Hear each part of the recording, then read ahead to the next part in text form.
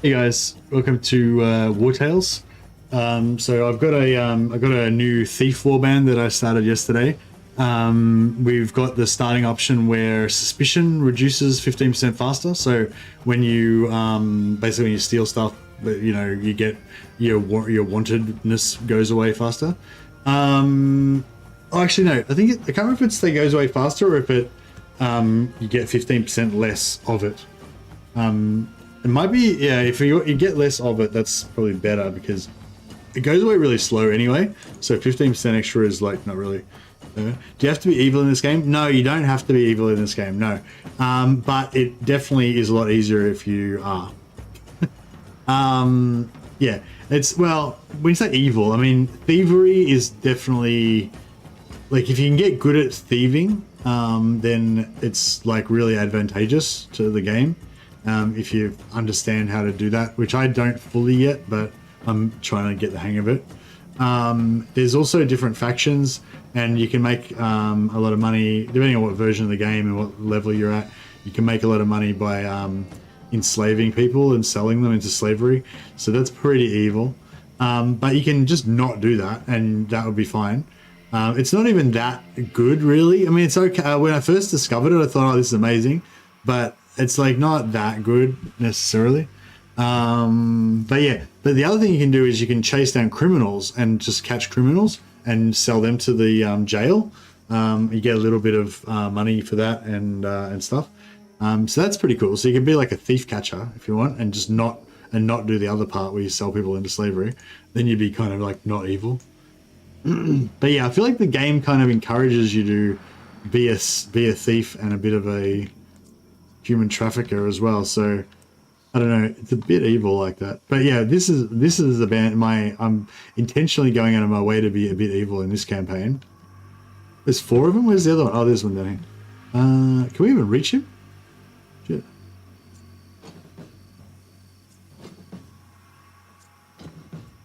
Crap.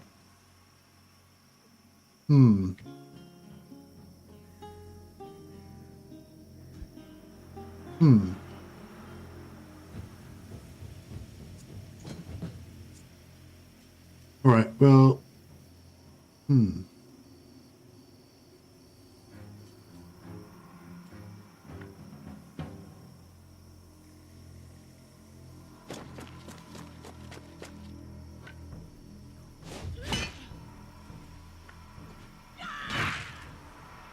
right, so this guy's got weakening on him. So when he counterattacks back, he's going to do less damage. We can rock over and do a cruisy backstab on this guy, which will mean that he won't get to attack at all. So I kind of I didn't really waste the weakening attack, because if I hadn't done the weakening attack, then his crit probably may not have been enough to kill the guy. I'm gonna move him down here. It's probably just gonna result in me getting shot in the face by this guy and doing highness damage, but next turn hopefully we can catch that guy out and all will be well.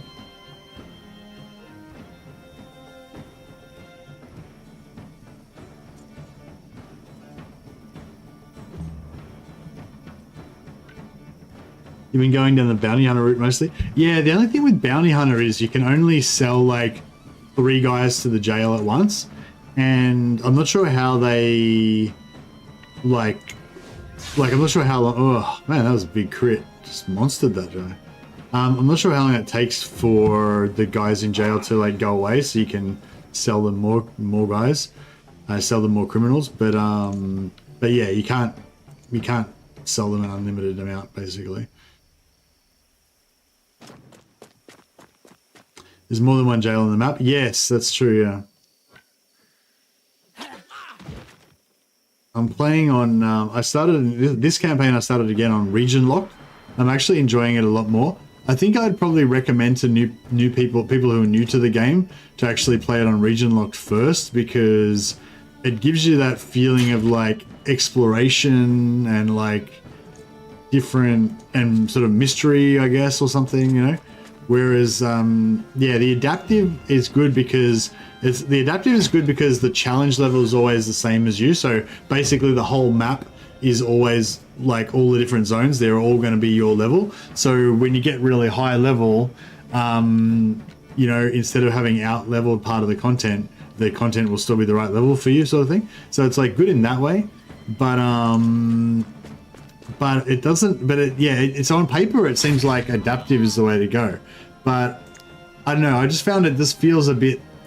I don't know. It just doesn't feel good. It doesn't feel real, sort of, or something, you know. Whereas when you play the region locked, it kind of feels real. Like the world feels more real because there's some areas that are really strong, some areas that are really weak, and you know, you can kind of pick and choose and go back and forth. Yeah, I don't know. It's funny. I'm gonna complete 360 on that. So I think I think adaptive might be better once you are real. Like once you've kind of played the game through once or twice and you're kind of like bored, like it gets boring or something, maybe then you might like adaptive more. But I don't know. I think even if you get to...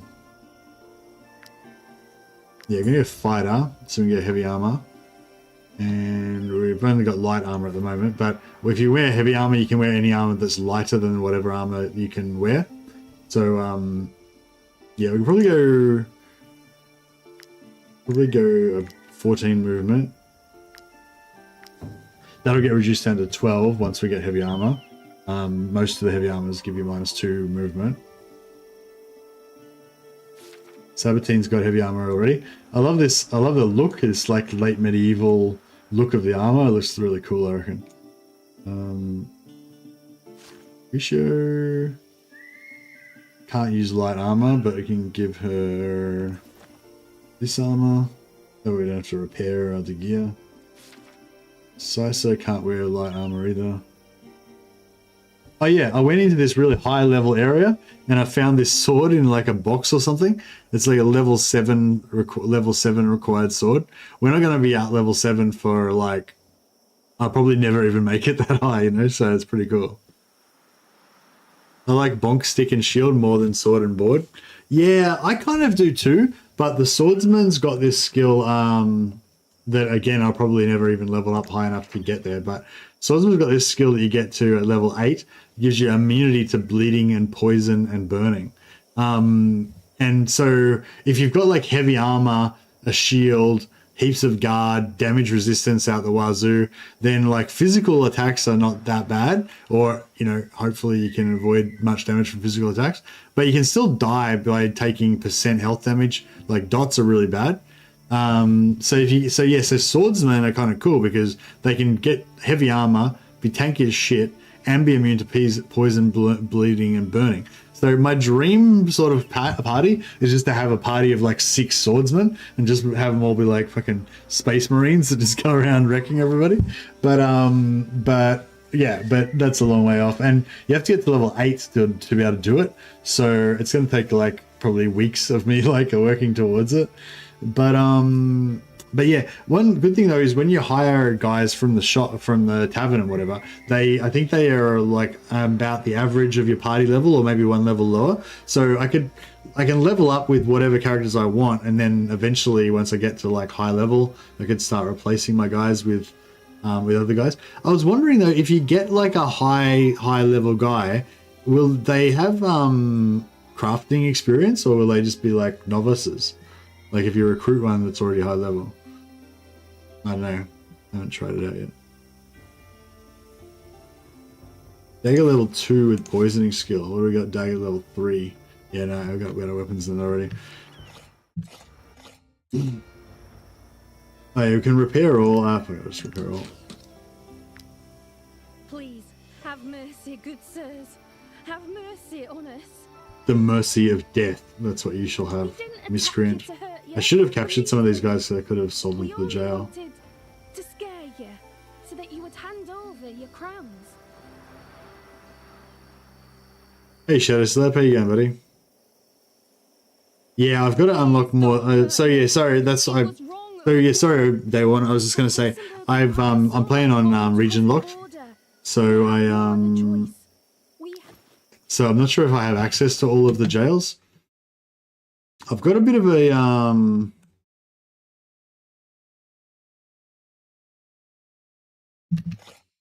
Got a bit of a...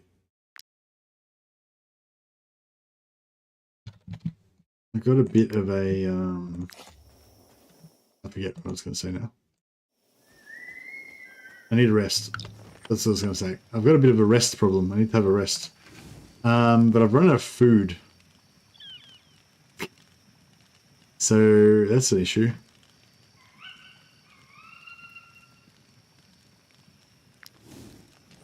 How much money have we got?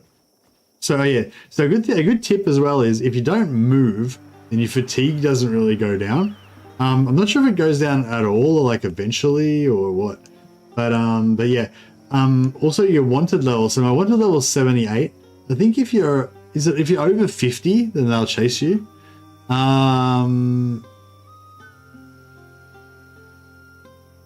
Yeah, no, I have been to 2 other regions, but I couldn't fight any of the stuff there because it was like too strong for me. But yeah, so basically you can't really see much going on right now, but time is actually passing. Oh, there you go. See, there's a party there. If they come this way, no. I could walk back towards the road maybe. Alright, I'll try and creep my way to the crossroads. So we might get some more. So basically what I'm hoping is that some dudes with food will walk past. And then I can buy it and cook it. I can make 4 breads, but I need some meat. I think one of my guys is carnivorous. Yeah, she's carnivorous. Oh shit. Oh, that's cool, pigs. We can cook. Oh no, we're tired though. Oh, hopefully they'll go away. We could oh man. Yeah, I can't move, otherwise this tiredness meter will go up. If it goes all the way to the top, then we'll die. Or one of our guys will die. So I'm hoping these guys will sell me some food, but I don't know, they probably won't. I mean, it's just luck whether they've got any food to sell me. Walking pork chops, yeah. We could just get like 1 piece of meat or a couple of pieces of meat. That'd be good. Might I interest you in my humble wares, my good sirs? Should steal this gambeson. Alright, I'm just gonna wait here on this. I can't move, otherwise I might die. Oh no, the pigs. Oh shit. Alright, this could be rough because we're tired and we've got level 2 pigs on us. Yeah, we're tired. 30% reduced stats. So basically all our weapons do like 30% less damage. Yeah, kind of rough. And there's six pigs. That's a lot of pigs.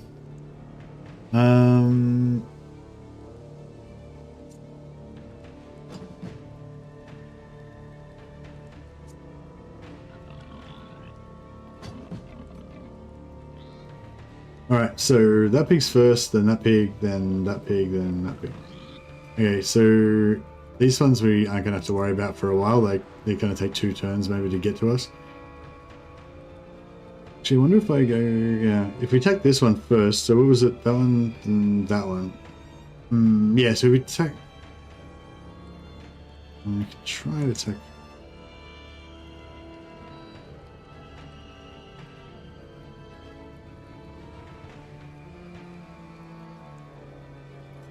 Yeah, the pigs. Yeah, I was talking about police.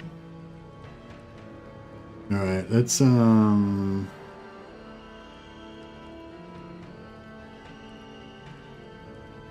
right, we'll go in here.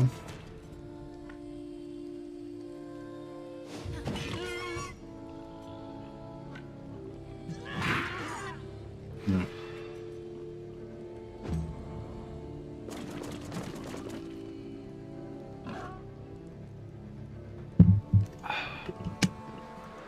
We got 2 more attackers, so we'll try and backstab this guy to death. Big crit, beautiful. And we can shank, kill that guy.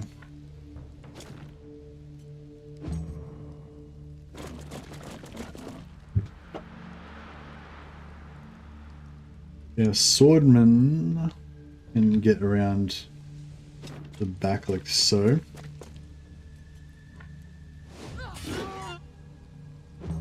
And he's going to have to take a hit, probably. Unless we can get a mighty, mighty crit right now. No. It's alright. Gonna have to take a hit. That's fine. This one's next.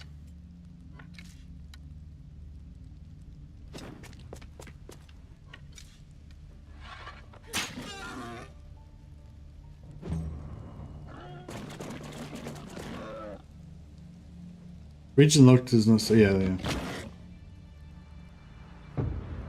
We might be able to win this and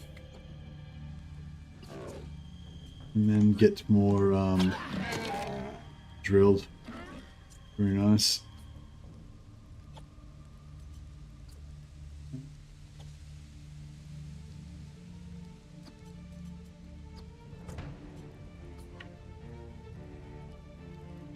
This will put him there. Did not know about Spear Bros is they ignore zone of control unless they are walking on. No, they don't. I mean, no, they don't really. Well, no, if you get a Spear Bro and you move next to someone in base to base and then you stab them, then you will engage. Unless you have the normal spear knocks them backwards. So the normal spear, yeah, well, yeah, sort of, yeah, sort of, yeah. With normal spear, you can just walk up to somebody and push them back. Normally, you actually don't even walk up to them because you do extra damage if you're not near them. But it depends on the spear. Like different spears do different stuff. Yeah, I'm not sure if they all knock back, but I don't think they all do the extra damage from distance or whatever, or maybe vice versa. But yeah, anyway, you can still get control. You can still get in zone of control. Like they can come up to you and hit you, and then you go into.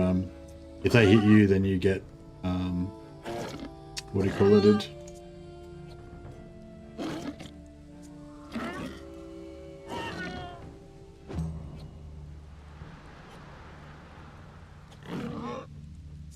Yeah, it's going to be in range next turn.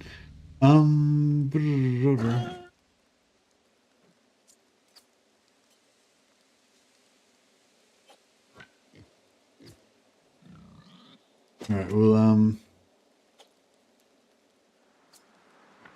get some more valor points. And then this guy's still got pretty good armor, so we'll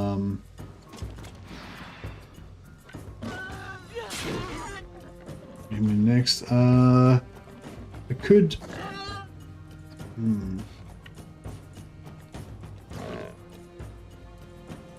yeah, I might just hold off. And we'll get one of the rogues to backstab this guy to death. They should be able to get a crit. Pretty good chance.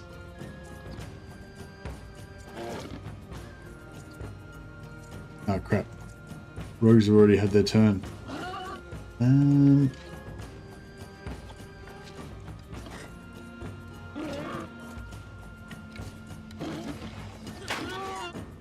Right.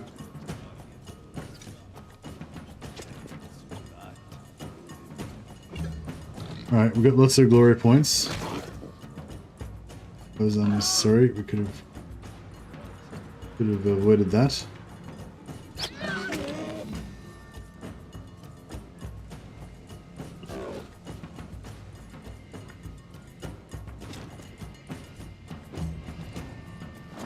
Wartail, thanks Hans Gruber for letting us know. Wartail's Dark Tide and Lamplighters League are currently free on Xbox Game Pass. Very nice. Yeah, I think I'm finished with Lamplighters League. I think it was a decent game, but it just didn't quite yeah, not quite as good as Chaos Gate and XCOM 2.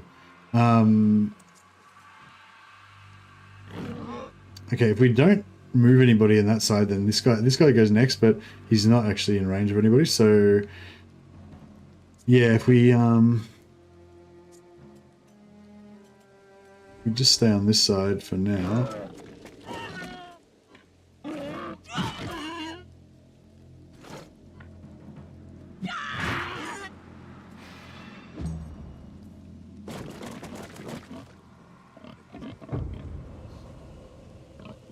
started downloading War Tales. Yeah, I think if you like the look of this game, if it's the sort of game that you like, then yeah, I think you won't be disappointed. Seems like a pretty good game.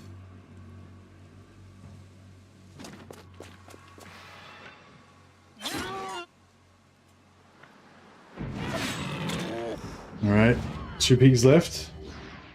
We've got once you get your morale up a certain level, you start getting extra damage. We've got 50% extra damage on all of our attacks. Plus, this guy's got Fury, so his next one does an extra 250%. So he's going to be hitting for 200% damage on his next next attack, which is cool.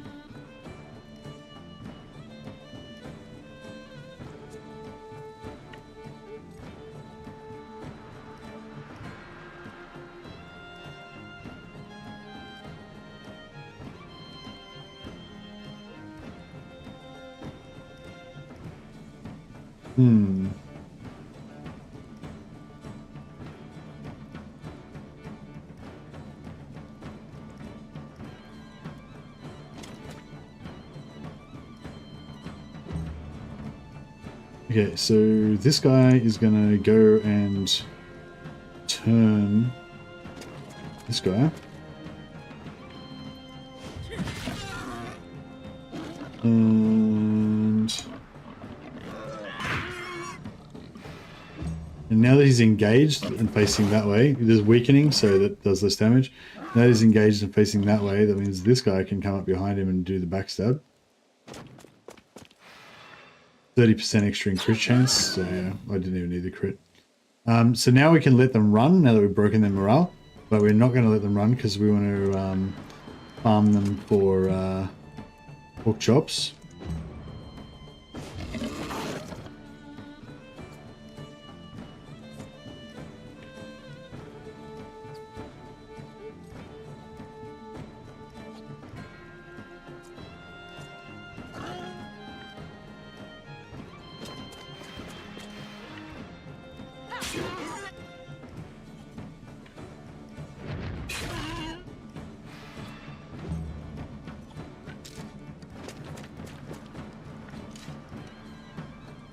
You can lower the difficulty anytime in War Tales and then increase it later. Can you do that even on extreme difficulty, Darwin, or is that only for the lower levels? Alright, I've got 6 pork chops and some more grease so we can make torches. You make torches out of grease and sticks, which is handy. Alright, cool. So, oh yeah, our horse is ready to upgrade. So we want to upgrade Constitution because that gives them extra carry weight as well. Let's do career plans, get 2 points in Constitution.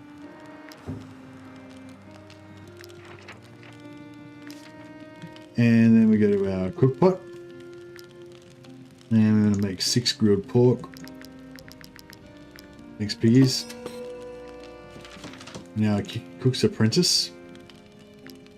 The fact that she's a cook's apprentice means that she gets +4 Constitution, which is quite a lot of extra health.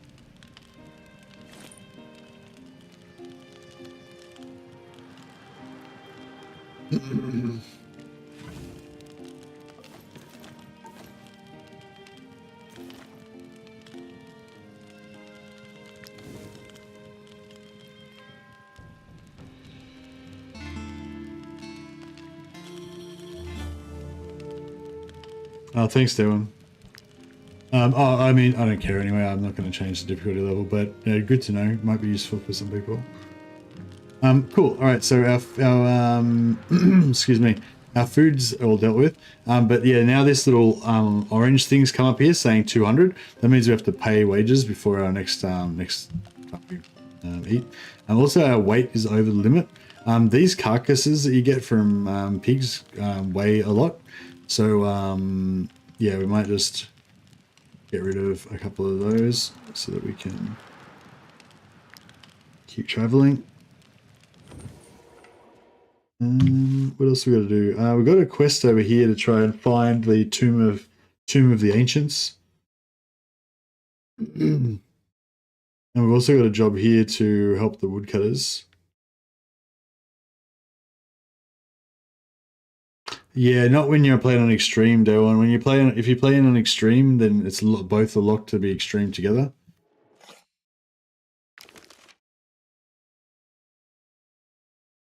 I'm not sure how you change. Yeah, I'm not sure how you change the difficulty.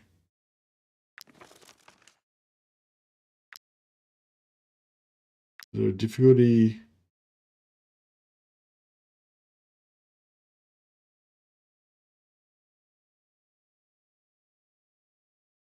Might turn the animation speed up a bit, make it a bit faster.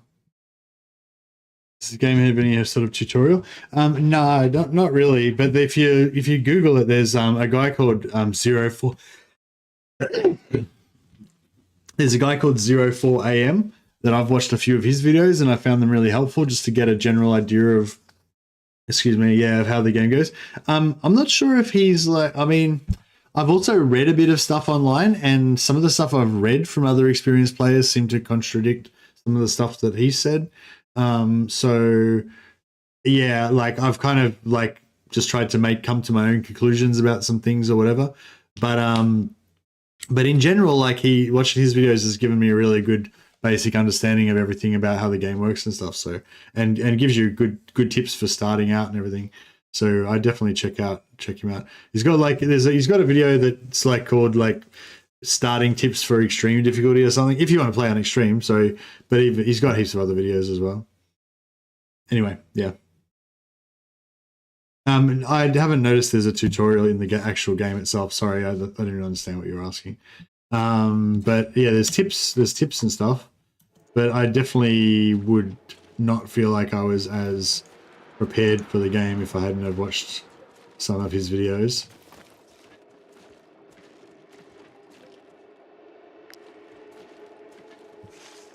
How much iron have we got? 33 iron. How much wood have we got? 18 wood. Yeah, we're probably ready for a bit of a blacksmithing session.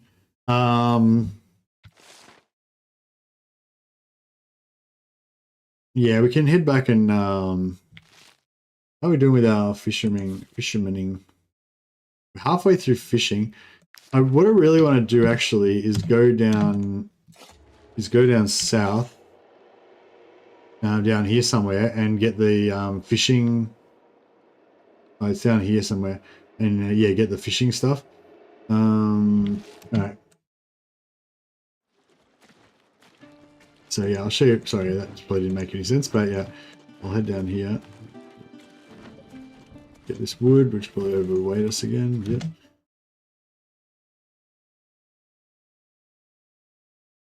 Should just get rid of all these carcasses. They're just too heavy. Keep one. Oh yeah, so basically you should try and always go on the road whenever you can, and always sprint, because your stamina runs out at a certain rate. Might I interest you in my humble wares, my good sirs? Salt is always pretty good to find, to buy. This Alizarian powder is pretty good as well.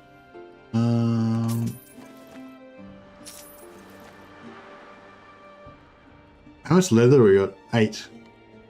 We might be a bit low on leather. I'm trying to get my wanted level back down a bit, so I might not steal anything just yet.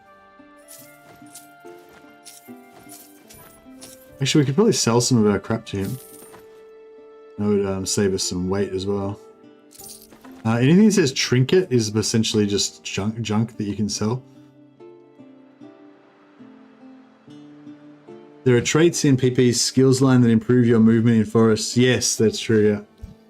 How many points? We've got 4 points to spend, actually, so we could probably have a look at trying to improve our efficiencies in various ways. Yeah, I don't know. Yeah, I'll just buy all the salt. So yeah, as long as you got salt, then you can as you come across enemies, you can yeah, cook stuff up. You kill pigs and wolves and stuff and cook them up. Do some fishing, get some food and stuff that way. Oh yeah, I'm gonna sell this Blade Storm weapon because it's a pretty cool sword, but we can't use it for another like until we get to level 7, which is probably going to take me weeks to get to that point, so it's probably not much point.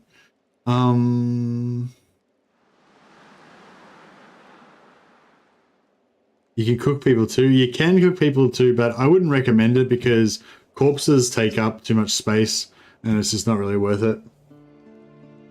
Fish soup, make fish soup with salt is probably the main go-to food method. But yeah, so we've got like these knowledge points and you can spend them on various things to, you know, increase your efficiencies. Rationing, that means we won't have to spend as much on food. Endurance training, bonus movement speed on the world is increased by 5% when, yeah, so we just move faster. So that's pretty cool. Yeah, your goal is to kind of be able to move as far as you can before your stamina runs out, make your stamina last longer. Yeah, move faster, make your stamina not run out as fast. The you know, different versions of that basically all kind of add together to make you, you know, be able to live longer basically. There's also paths that unlock. So these are basically like achievements, but when you do the achievements, you get points, power and EP, path points, I guess that stands for. And you'll be able to see here, see nimble fingers, pick 5 locks. So I picked 5 locks, so now I've got a point. Once I get 5 of these points, there'll be a bunch of things here I can spend them on. Oh yeah, so you see here. So I've explored 3 different areas. So I've got 3 explorer points. I've got a couple of encyclopedia points. And then we go over here. And then, yeah, we can get endurance run. After all that traveling around, you can now run longer. Run duration increased by 20%. So that means when I do my sprint to move faster on the campaign map, I'll be able to sprint for longer. So that's really good. But there's a bunch of other ones here that could potentially be good as well. Less prone to getting injuries. Animals are not going to attack you as much. Cheaper costs buying special units, special items from the Trackers Guild. You have to collect wolf's teeth to sell them to the Trackers Guild. Restorers of legends. So when you get like legendary weapons, you can like upgrade them to be like a higher rank or whatever. So that makes it cheaper. You don't use as many of those rare resources or whatever. Running reduces fatigue quicker. I don't think so, no Giganti. Maybe Day One can confirm that, but I don't think running does reduce your I don't think running reduces your fatigue quicker. I'm not sure, but it doesn't. I didn't think it did. Like it's good to run basically, as far as I know.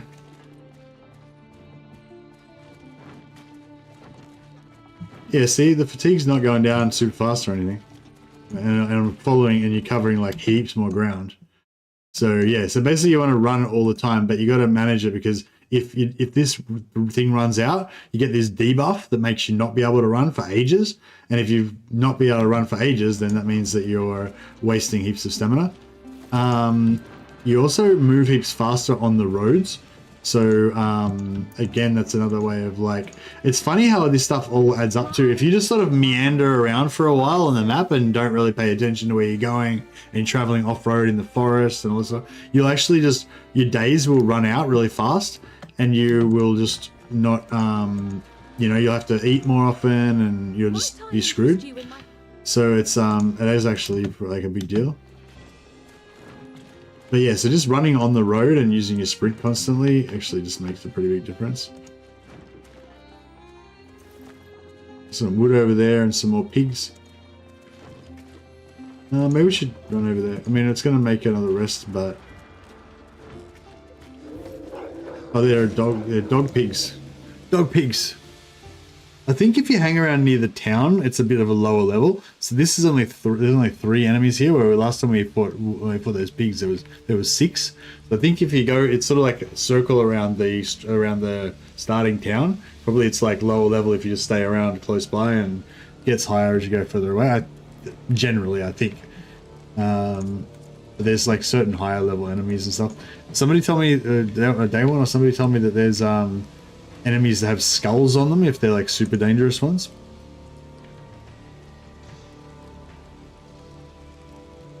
Actually, let's we'll head down this side.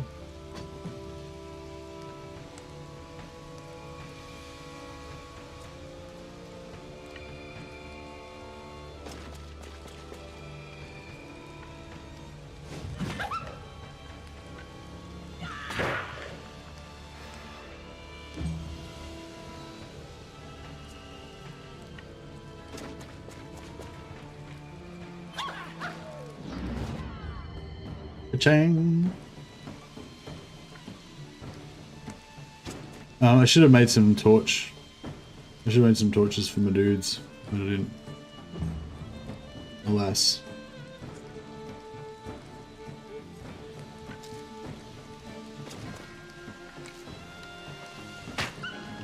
Oh, drilled. No. I want to keep killing these dudes to get more wolf stuff. Starts with color of border, grey, yellow, red. If it's a red skull, it's either a boss or you're over leveled, so probably wipe your whole party. Okay. So you gotta watch out for the skulls.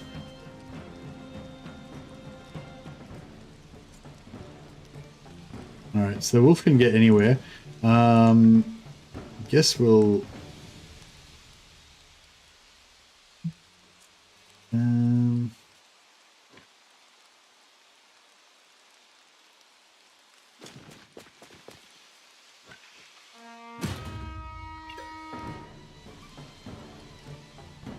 yeah, this guy's got a bit of guard, so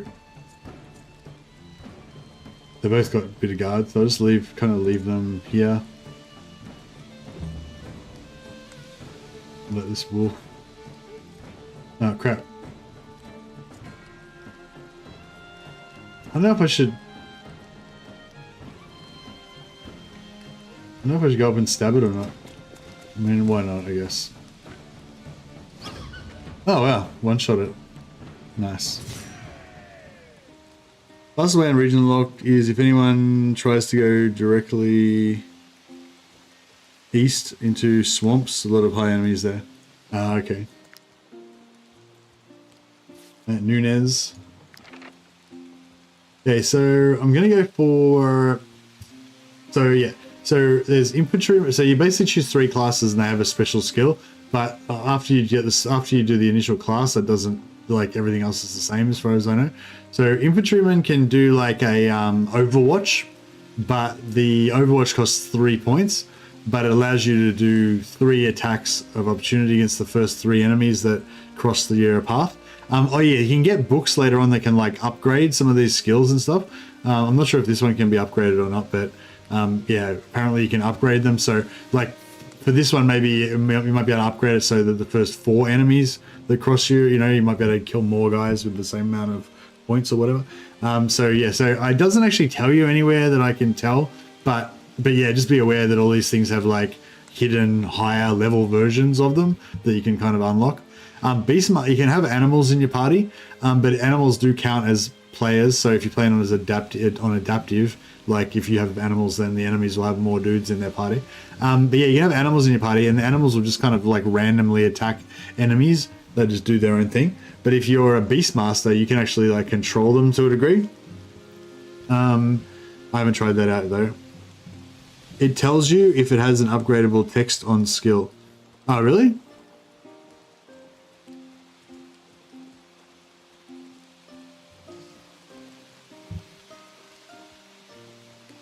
How do I... So none of these... So this guy doesn't have any upgradable skills? Like, none of them seem to say anything that I could see.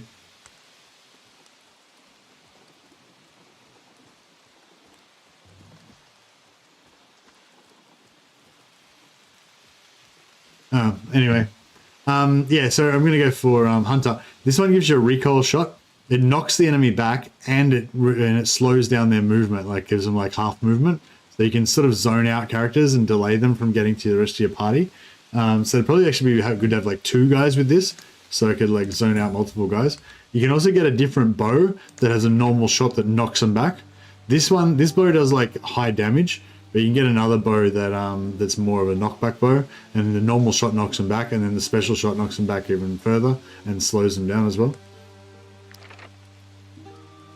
These guys have slow movement when you first get them, so I'm trying to like pump up their movement. They start off with 6, so I've got it up to 8 now. Oh, we've got it up to 10 now. She can now use light armor, so we can use some of these. gear her up a little bit more.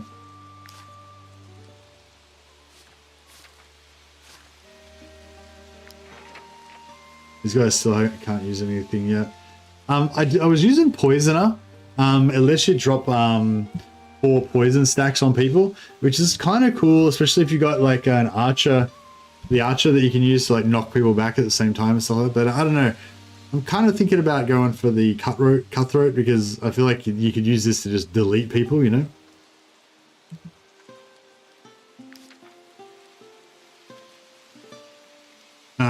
Sorry, that skill that I was looking at, it basically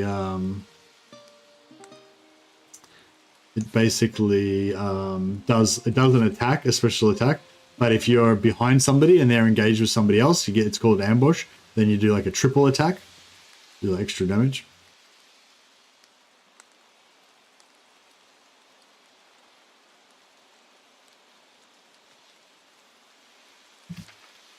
Anyways, so we've got more food to cook now.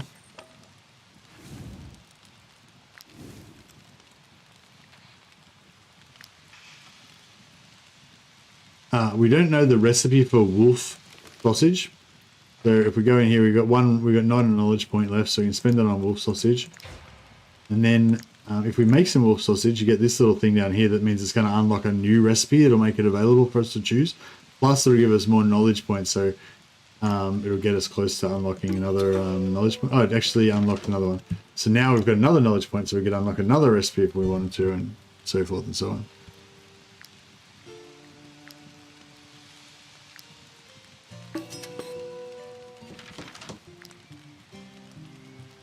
We've picked up a bunch more carcasses, which are too heavy for us again. We've got all these suits of armor that we need to get rid of.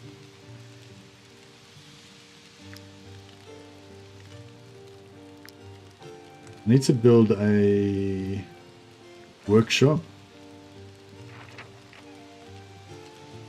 Because the workshop allows you to...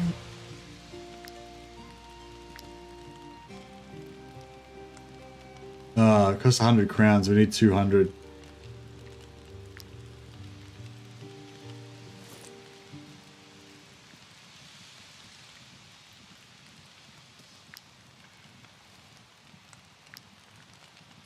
And we're still overweight.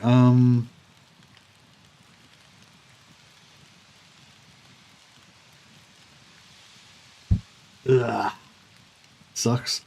We use the workshop to break down some items so we could save some weight, but then we wouldn't have enough money to be able to pay our wages, which we're going to have to pay soon.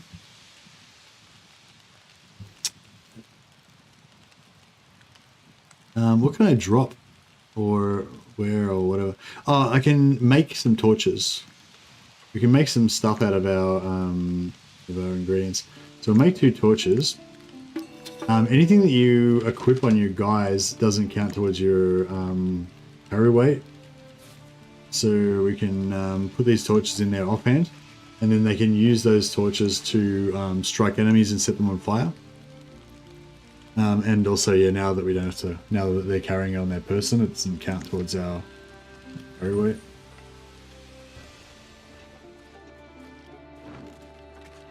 Let's try and run back to town quickly. So yeah, just want to run as fast as you can back to town. Cool, not quite tired yet, so perfect. Now we can go and hand in our quest that we did. Might you be looking for work? Our role is, and here is your reward. Check if there's any new ones.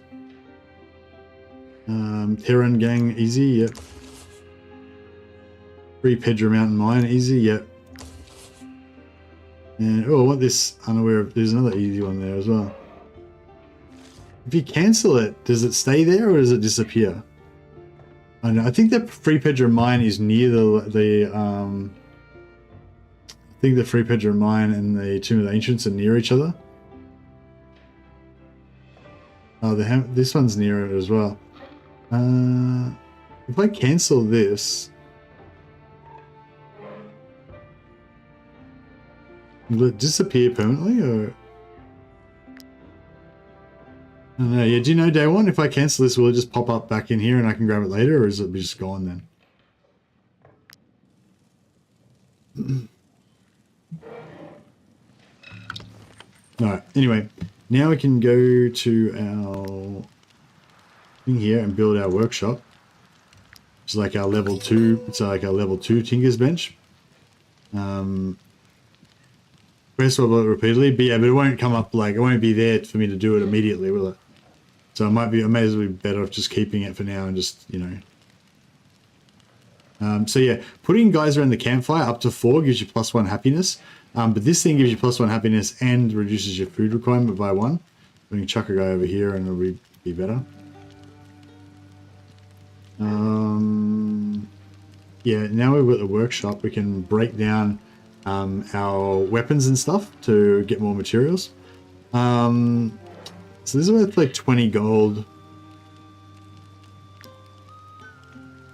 Or I could dismantle it and it'll be worth 1 to 4 leather, 1, 2, 3, 4, so 2.5 leather, 1.5 iron, 1 raw materials.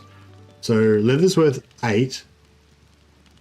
6 to 8. Leather's worth like 6, say. So that's like 12, 15 leather.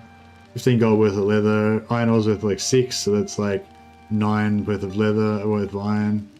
Yeah, so it's worth more to break it down on average than it is to sell it, if you need the materials.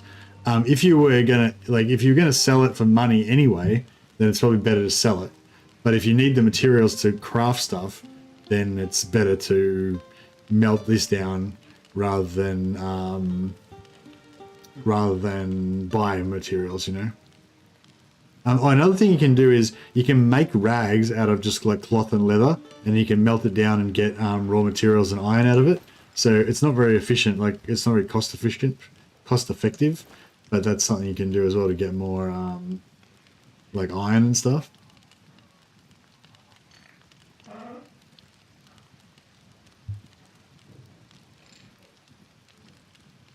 I guess we should keep these two to give it to our thieves. 3 leather, 1 wood, 3 iron. Yeah. So what's that, like 18, 36, 40. Yeah, like 40 gold worth of stuff. I don't know, we probably would have got more gold out of it, but yeah, it'd be better if we were going to craft with it. Anyway, whatever. So yeah, we can make a camp chest. I think someone was talking about this earlier. And that allows us to basically put items that are stolen in there, and then they'll like slowly become not stolen anymore. Strategy table we can set up so that we can put a guy on it to get extra strategy points. Repentia can now use heavy armor.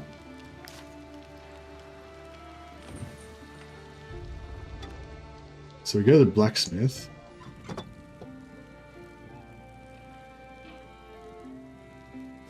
Repentia is our blacksmith.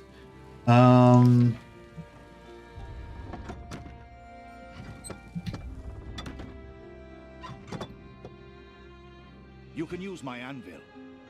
I can also repair your armor. Oh, and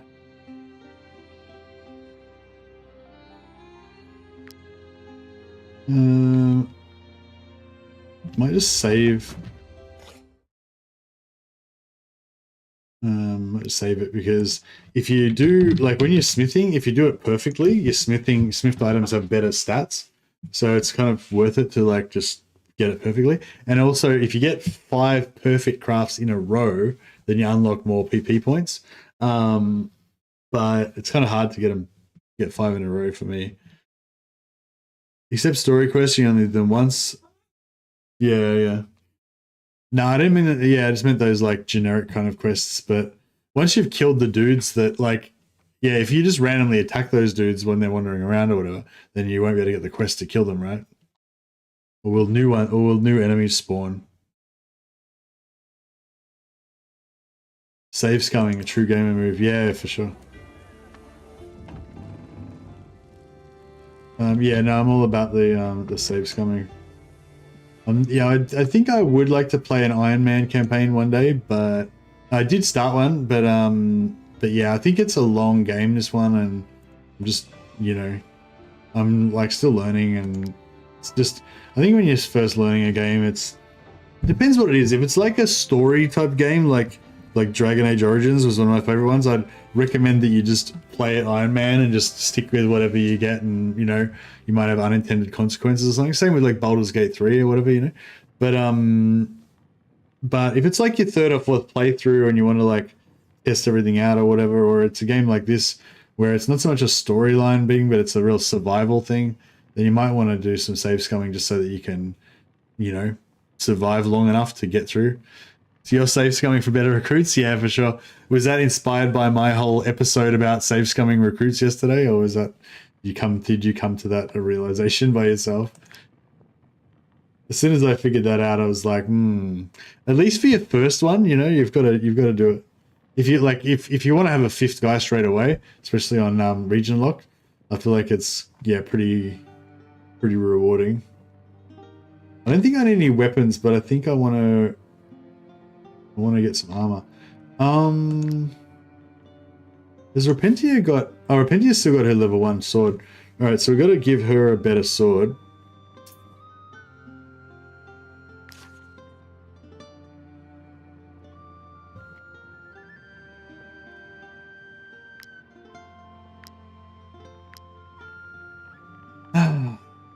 This is so stressful, this.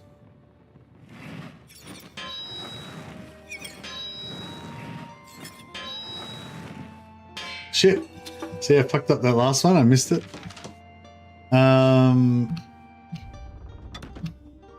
But yeah, so I kind of want to. I'm probably going to be using this sword for like the entire rest of the game. You know what I mean? So at least until I get to level 5, which is pretty far away. Yeah, I really want to get it perfectly.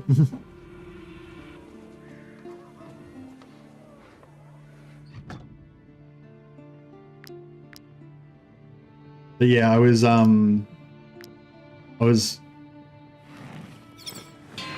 fuck. Yeah, it's like I feel like once you start stuffing up, like the more you try, the harder it is. Like when you're totally relaxed and you're just happy to stuff a few up or whatever, then you can sometimes get, you know, a few perfect ones in a row. But as soon as you like as soon as it really matters and you want to make sure you definitely get it perfectly, then it's like, I don't know. I had one like I failed it. I failed to get it perfectly like 8 times in a row.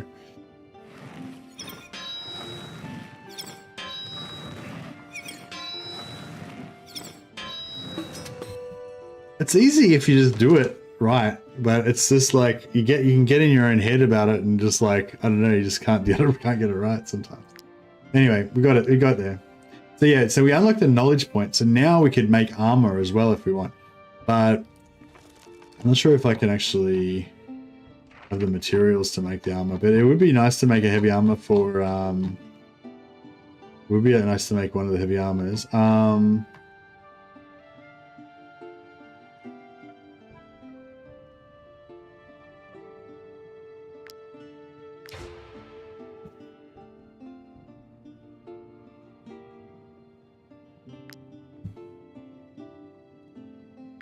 I don't think we're going to have enough materials for it, though. No, we do. Yeah, we can make 1 suit of heavy armor for Repentia. Alright, I'm saving it again. Got to get this right. Because this will be our armor for a while.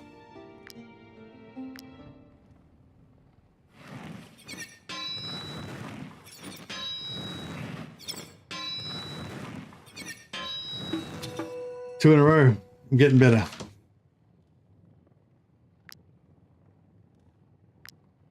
All right. So yeah. So Repentia. Actually, Sabatine got 15, 13, 4% crit. Yeah, and actually now we'll give the super heavy armor to Sabatine. She's a kind of a tank, and Repentia is more of a damage tank. So we'll give her the lower damage. Lower armor, more crit.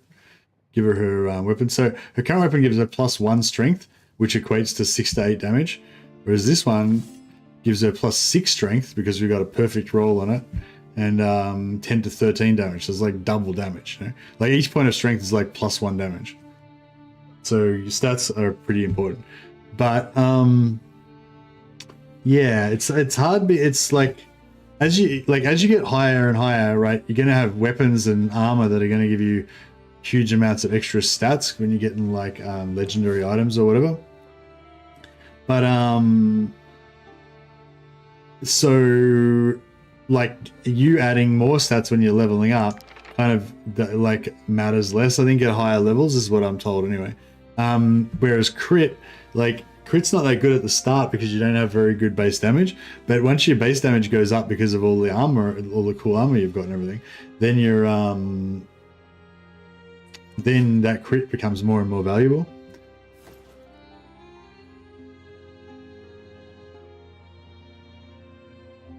And conversely, you're so we kind of need 2 more leathers. I mean, we kind of need 2 more light armor, so I kind of want to keep 2 of these. But we don't need the 3rd one, I don't think. So we could dismantle one of those and that.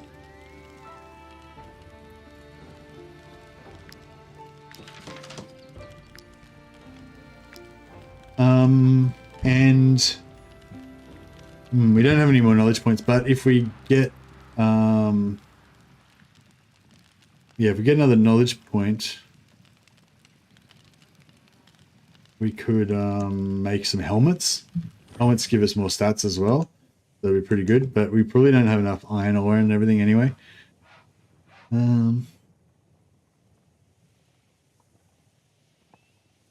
kind of need more we kind of need to do some apothecarying because we've got this 21 snow irises. I've been traveling around in the mountains a lot getting ingredients for potions.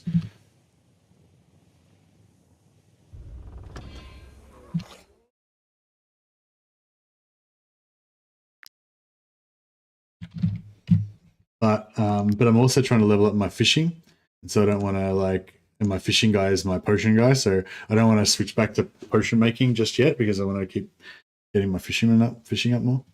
So yeah, so we've got a lot of crap basically.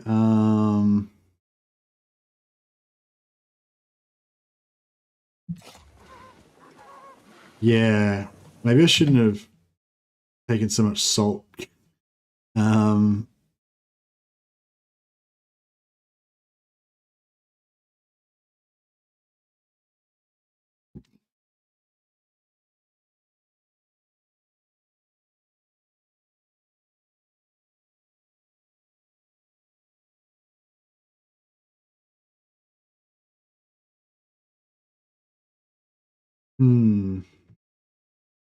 Yeah, I got a lot of salt. All right, well, let's see how we go. All right, so let's rest. We'll get extra happiness there. We'll pay our wages on time. You get a PP points for paying your wages on time as well.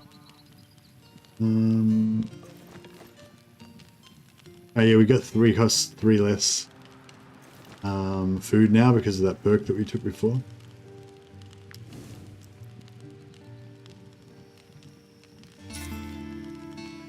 All right, we're ready to. Oh, here we go.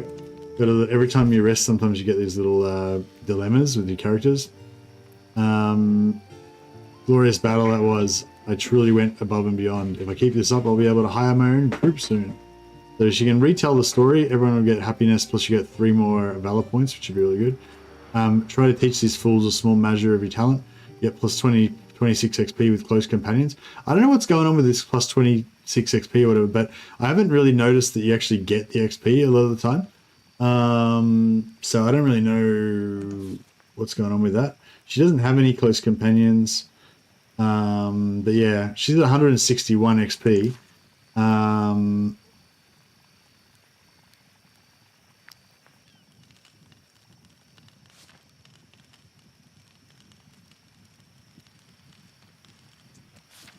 She's still at 161 XP. So I don't really know what happened to that XP. I feel like, yeah, if you ever get one that says aptitude points, just always take aptitude points. There's basically like 3 levels additionally to your normal levels that you can just get randomly. So you can just, even though you normally meant to just get 2, be able to level up 2 points every level, but if you get aptitude points in one of those dilemmas, it's like you get a free level up, just in addition to your normal level. So basically always take aptitude points. If there is no aptitude points, then just take whatever. Maybe, maybe it went to, she didn't get the upgrade. Maybe it went to one of her friends, and Sisa was the one that got it. I don't know. Anyway, strategist, I don't know, the smoke screen actually sounds interesting. Forces enemies engaged in the area to disengage. They incur an attack of opportunity from their opponent. So, like, yeah, it's like a 10-meter range, or 10-meter radius is like pretty far, right? So you'd be able to just, maybe you have to sleep in a tent. Yeah, maybe you have to become friends with them first or something. Yeah, I don't know. But yeah, it's sort of, I don't know, has anyone used strategist? Is it good? Like, it sort of seems like it could be, like, I could have, like, potentially 2 guys engaged with, like, in this party size, I could have 2 of my guys engaged. I could throw this bomb, and then both of those 2 guys would get a free attack. So that's pretty good value, because it's like, you know, normally a special attack costs 2 points. So with this, I can make potentially make 2 of my guys get an extra attack, or at least one of them get an extra attack. Give you a bit of freedom of movement and stuff. But this one just does 6 to 7 damage. What's her normal damage? Oh, normal damage is 13 to 16. So it basically does half damage. But if you're behind them and they're engaged with somebody else, it does 3 times the 3 of the attacks. So it's sort of like does.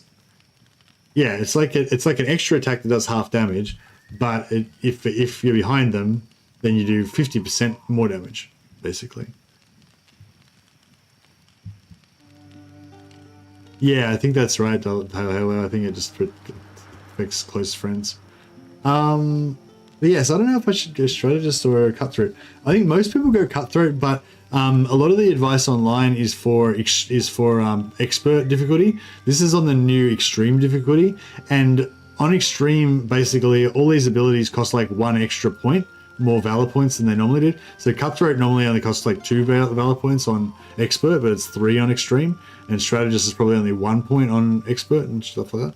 So it sort of changes the dynamics of everything, of how good everything is and all that.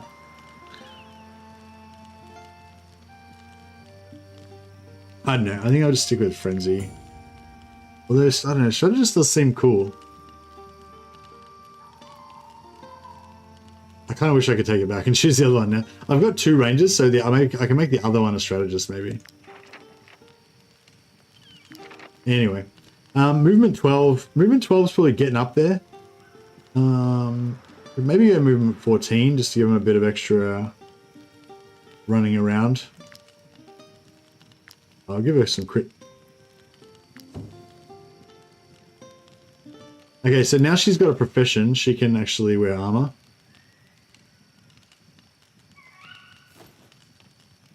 So she's got a bit more geared. Okay, so we got our quests. We've got heaps of salt already, but I kind of always just want as much salt as I can get, you know? Come. Sometimes this guy sells iron. Be really lucky. If we get some more iron, it'd be really good, but...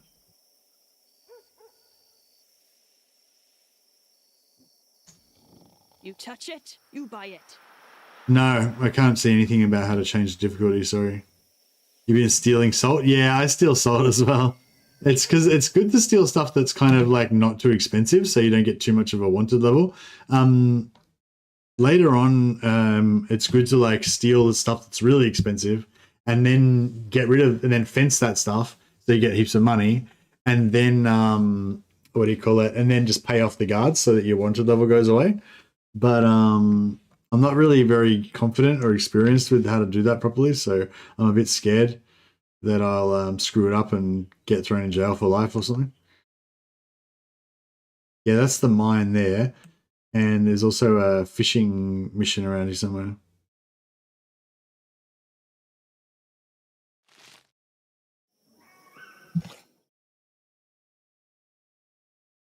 Oh, you just click this. Oh.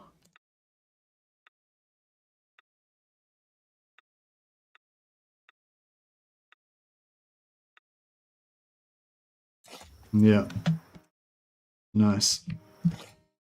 Yeah, we're just playing on extreme.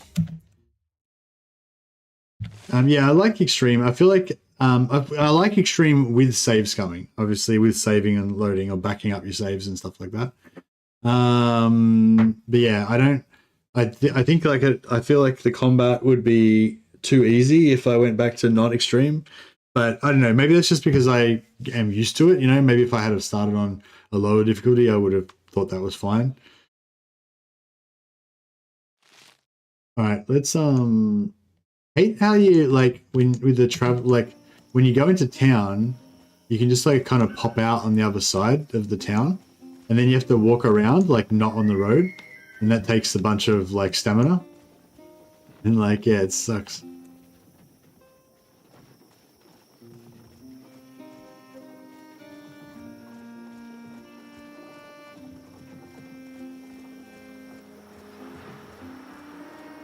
It's all about how fast you go for more difficult enemies. Oh, I played mostly on adaptive, John, so the enemies are always just the same. I can fight these guys, can't I? Or will I get wrecked? Are these guys too tough for me? I mean, I want to help these guys, but I'm not too sure if I'll get wrecked. Can I just, I can sample, I can dip my toe in, can't I? And then just... Level 2, they're only level 2. There's only 8 of them. Actually, 8's a lot, isn't it? How many of us is there? 5. Oh wait, no, we're helping those guys. We're fighting these guys. There's 7 of them. Okay, all right, let's do it. Oh yeah, these are bandits. So if we capture these bandits, we can sell the bandits to. Hey, Anisius, how you going, buddy? Yeah, we can sell the bandits to the jail. Let's go. Let's do this. Okay, so this so one thing about these allied battles is you can move the allies as well. So you can choose where the allies go. You can also sometimes if there's a leader, you can determine their stance, whether they're going to be aggressive or passive or whatever. Now these guys, they automatically dodge 1 attack per turn. Generally the enemies at this level only have 1 attack, so you can kind of place these merchant guys around and they'll just sort of nullify 1 enemy. As long as only 1 enemy is on each one of them, you know, they can just dodge 1 attack, so they're kind of guaranteed to dodge 1 attack. So like this guy, for example, he does this like mad poison whirlwind, which is pretty scary.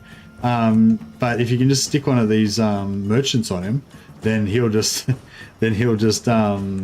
know, whirlwind nothing. He'll whirlwind them and get dodged all the time. Pretty cool. This is a really shit map. I don't really know how we're going to manage all this.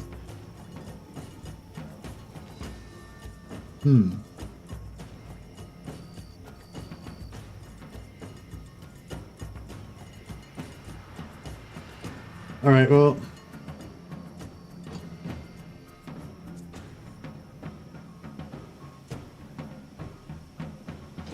yeah, we can maybe like,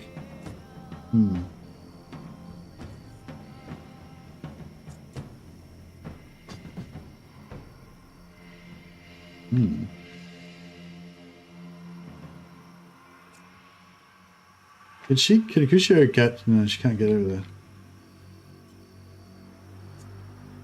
These guys have got the knockback arrow as well.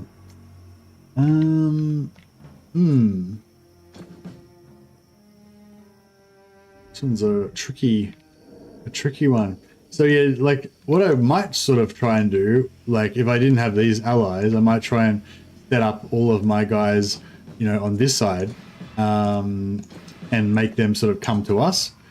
But yeah, we've got these allies. And this mud that we've got everywhere is a real fucking pain in the ass. Excuse my French.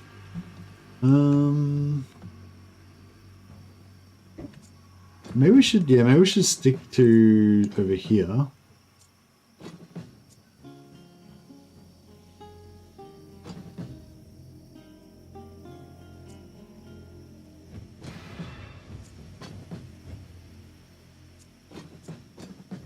So he'll probably stab him, he'll probably stab him or the same one.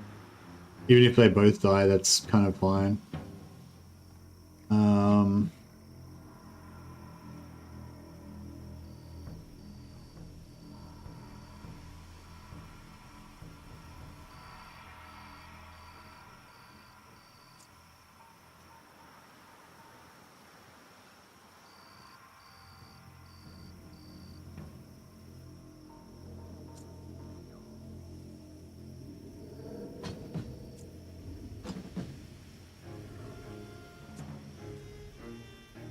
Alright, so he's first. Yeah,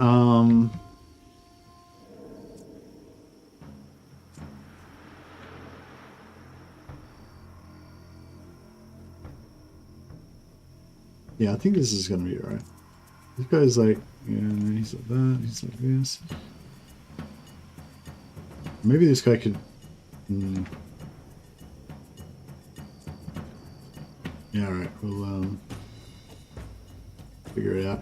If I go over here, I don't think that anyone can get behind me. So... Very weakening blow, so this guy's going to hit me but won't do that much damage. This guy at least is negated by being too far away, so that's good. Yeah, I needed 2 damage. You've got poison on me now though.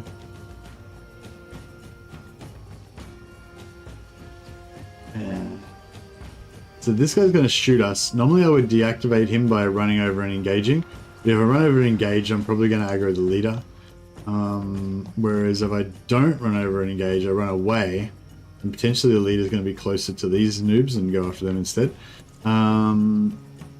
So...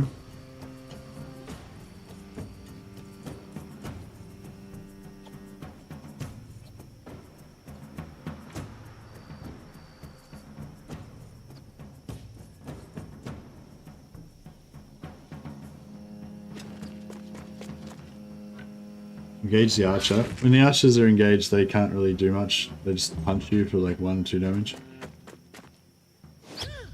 So he dodged, so negated his attack. One of these guys is gonna get shot. That's right. We'll go after him, but as soon as that lord moves away, hopefully.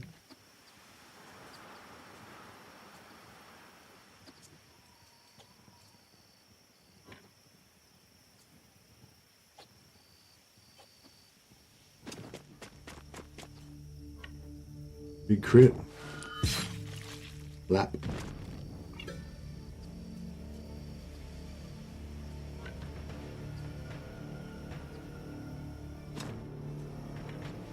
Now I've got a torch, so equipped, so I can do a free attack with the torch. But this guy's going to attack next, and I'm not going to get another chance to kill him.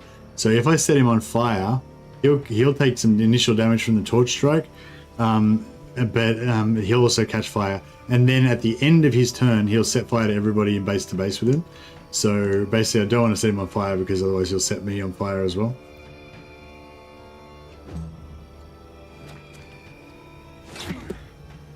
The guy's double poisoned now, so he's a candidate for getting healed.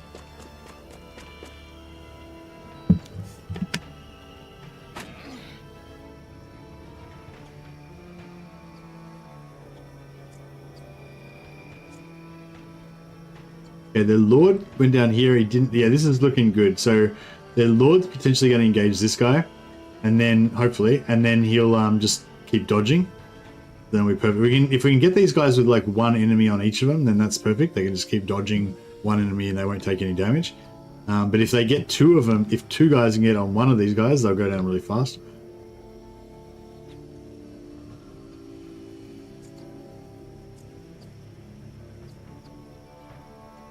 Yeah, if that guy goes after this guy, then that'll be fine. But if they stack up on him, could be bad.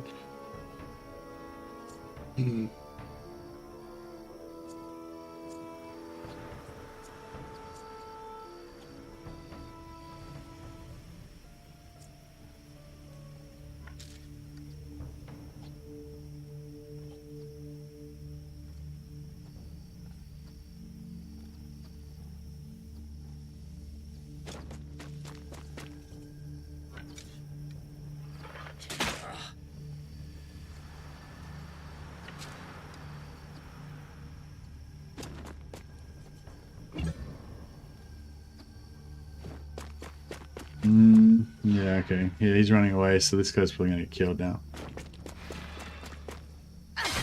Yeah, see? This guy's fucked. See, if these guys were just one at a time, they would be alright, but...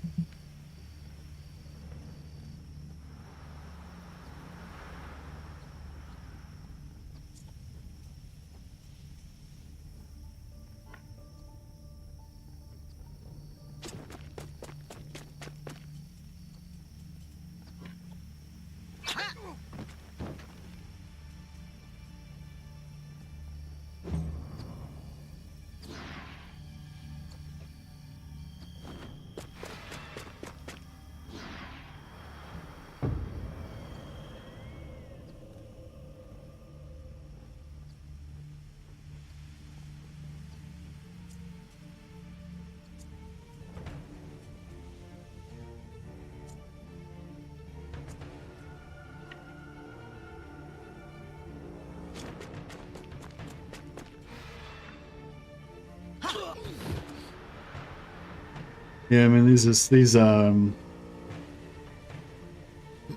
assassin dudes are just annihilating everyone.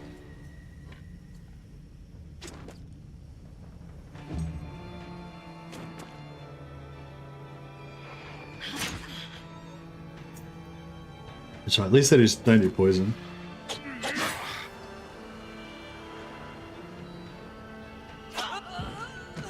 Blap. Oh, well, he didn't last too long. Yeah, I should have, I don't know, I should have somehow been smarter about this. I should have spread them out. I should have interwoven them in with my characters. And then I could have managed it more to manage it more effectively to link them up with like one guy each. And then they would have been, yeah, it would have been good.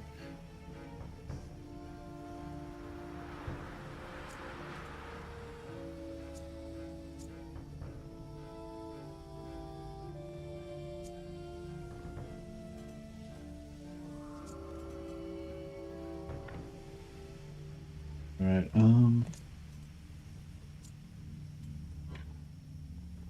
yeah, this guy's gonna shoot me, so I'm gonna try and be directly behind this guy.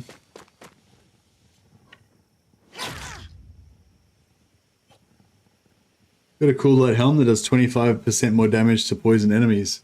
Yeah, nice. Yeah, I like to get that on my like swordsman or someone so that he can do extra damage to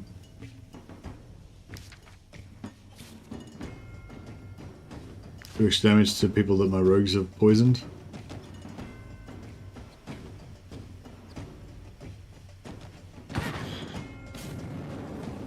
Okay, so he's on fire. As long as they don't get another attack before I get an attack, then he'll be alright. Oh, actually, I can use my special ability to kill him. Flat. The only thing is I was going to use him as a human shield to stop this guy from shooting me, but that's kind of ruined now.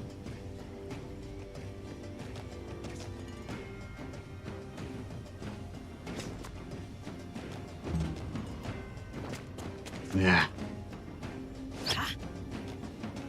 Yeah, if he dies, then it's all over.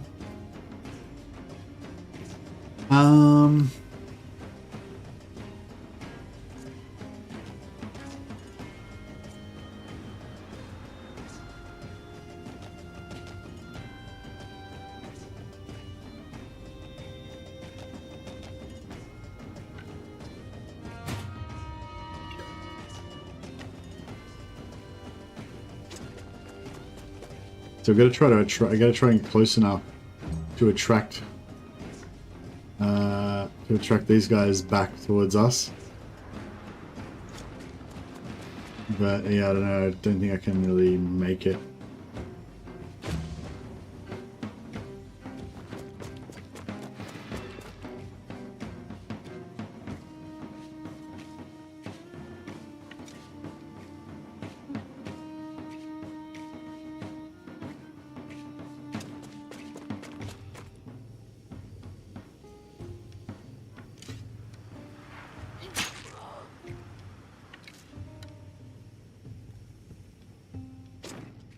Try and get a bit closer.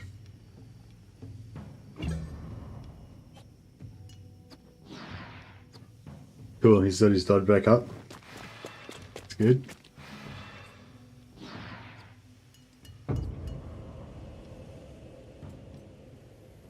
Right, we need damn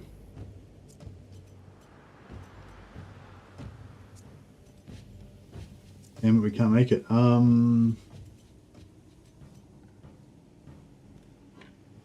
right, that's all right. Well, this guy's gonna have to just get smashed for the good of everyone.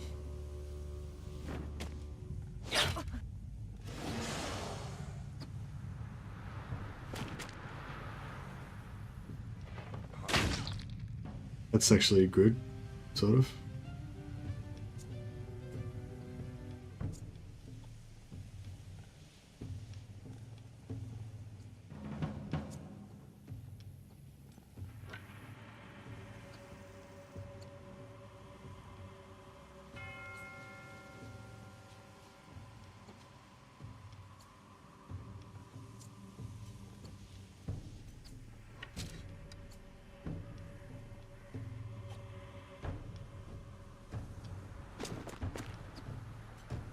Yeah, I'm gonna use first aid to get rid of this guy's poison.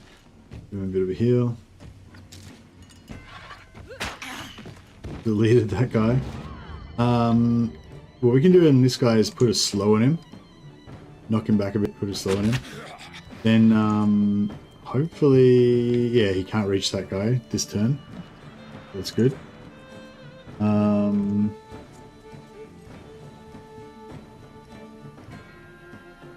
Put this guy like as close as I can get him.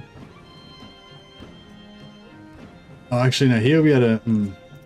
Actually no, he'll be able to poison us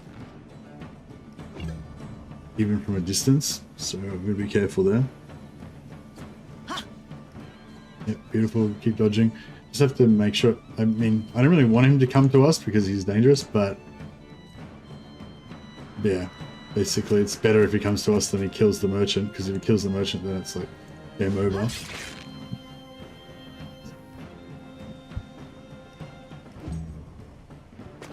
Yeah, cool. He's gonna poison us again.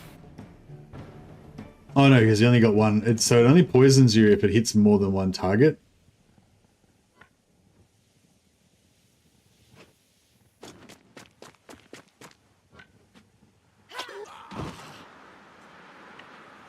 Yeah, these rangers are executioners. Such good damage. This guy's gonna just keep dodging like a champ.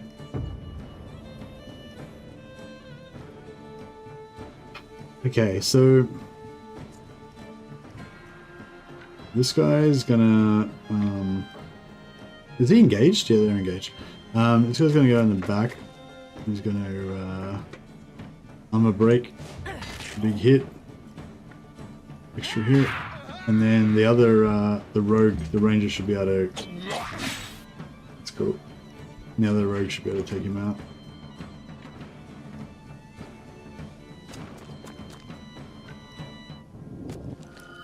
Every time you kill a named character, you have a chance of getting the glorious trait. So I don't know if that guy was named or not, but sometimes if the leader's got a name, you can get a special glorious trait, and the glorious trait gives you a chance to get a free valor point at the end of every round, which is really cool.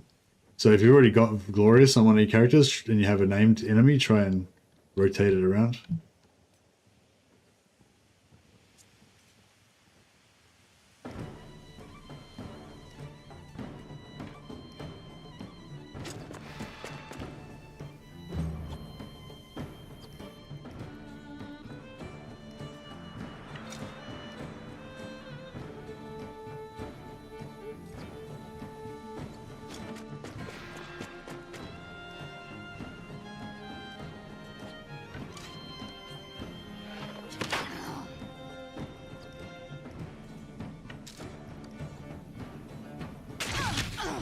I wanted to try to knock him out so I could capture him and sell him to the jail, but I was too much power.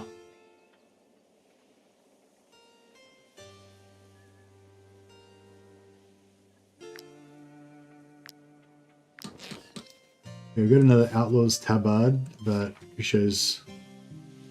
Hey, can Kusho level up? No. He sure needs a bit more levels to be able to wear light armor. Oh yeah, we've got a ringleader's dagger, devious whirlwind skill. So with this, they can do that spinning attack that can put poison on. Pretty good. You get so many of these poison whirlwind daggers early on. It's not even funny. Yeah, they're pretty good though. Eh? I know. I really like that reliable big crits from the backstab. So I don't know. It's hard. But yeah, I mean it's slightly higher level than this other one. So, but yeah, it's also really useful being able to pop that AoE skill. Actually, maybe I should put it on the other guy because Saisa has the triple stab. So with this, she's got her AoE, or she can do a triple stab if she really needs to. She's got both options. It's kind of good, I guess. Yeah. All right.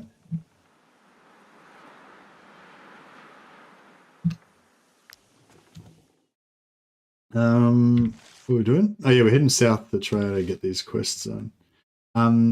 Now there's a fishing guy here that we want to. There's a mini quest we can get for him, which it's a bit of backtracking, but I'm gonna do it because it's really good. That's the other quest we need to do for the mine. Some more iron ore there too.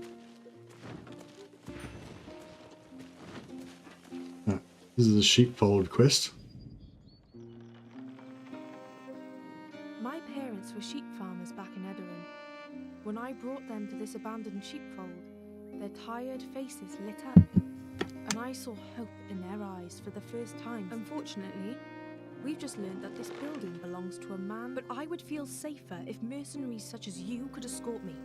So basically, these poor I will meet you there. Basically, these poor people want us to talk to old Wilbert to convince him to give his land to them.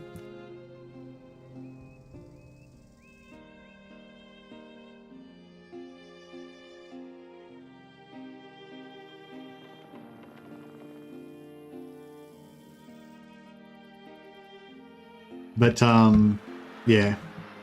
He's a grumpy old dude and you won't give it to him. Okay. There's a chest here that we can steal from. Some hemp there we can get for free. Some fish we can steal. Yeah, you gotta keep an eye out for these environments. There's quite often like little sneaky things hidden. Eventually, once you've played the game for a while, you'll know where they all are. But yeah, when you're just like new to each zone, you gotta like kind of try and figure it out. All right, so we gotta follow this girl over to what's his name, Sheepfold.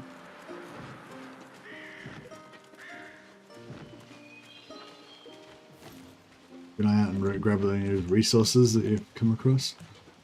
We need a rest. I've got another knowledge point, which is good. Might quickly grab this wood as well.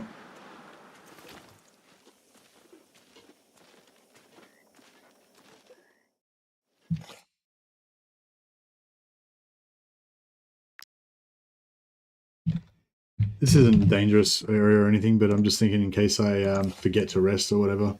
Why refuse? We are sheep farmers. If you would just let us stay in the sheep... Absolutely not. I inherited this. But you are not even using But even though he doesn't, even though he's not even using the town, he just won't give it to her. With using the house, he won't give it to her because he's a crotchety old bastard, which is perfectly understandable. We need to rest because we're tired now.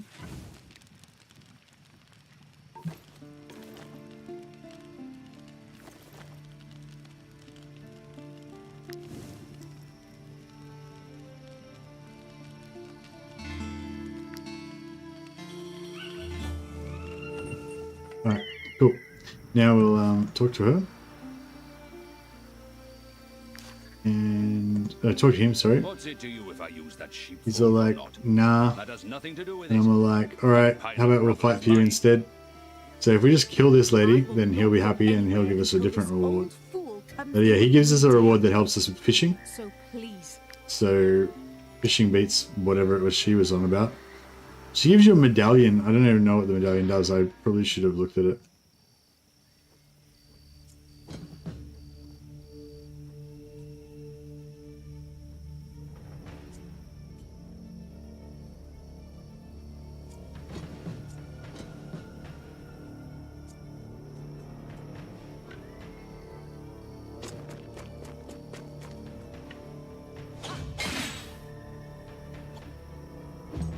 Yeah, I do love the AoE, that AoE that she does, but it's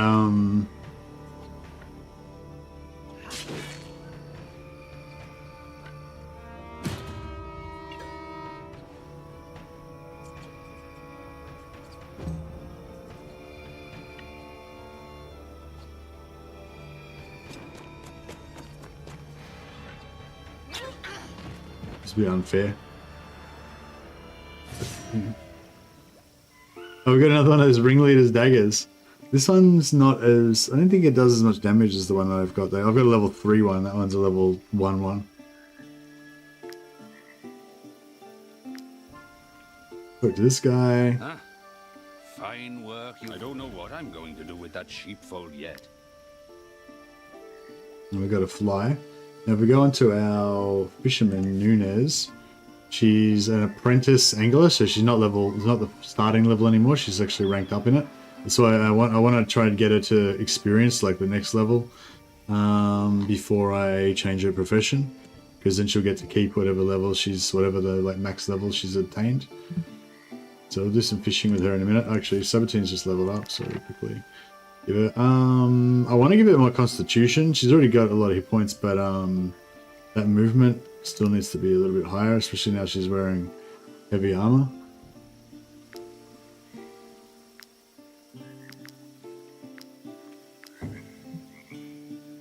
So yeah, her stats are still kind of low. We're going to give her Valor's Jewel, so every time she engages an enemy, she'll be able to get an extra point.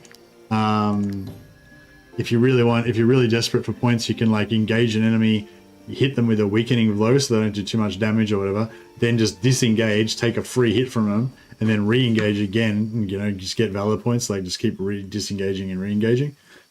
But you can only keep re-engaging for as many like attacks as you have.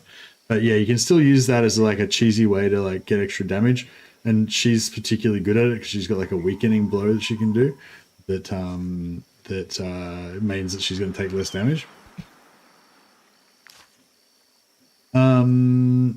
Now another thing too is this bait allows you to make better fish hooks. We'll steal it if we can.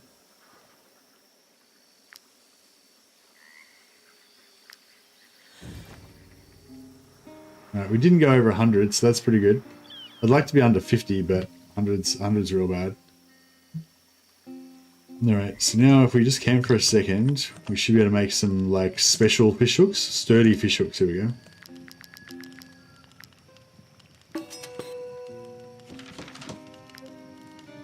Made a hitching post for your ponies. Yeah, nice. That gives you, each of your horses gets plus 10 carry capacity. That's especially good once you got like 2 horses, because it's like 20. You know, one thing gives you extra 20, I think. I don't know if I can afford an extra pony, because you got to like pay for your pony's upkeep and everything. Plus 10 carry weight. Yeah, it's pretty good. Alright, let's do this fishing. So there's a fishing spot here. There's another place that has one of these somewhere else as well.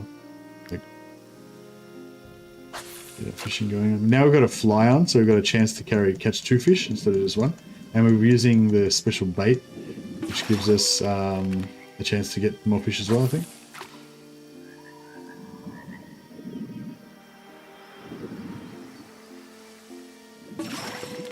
Three fish, we got that one.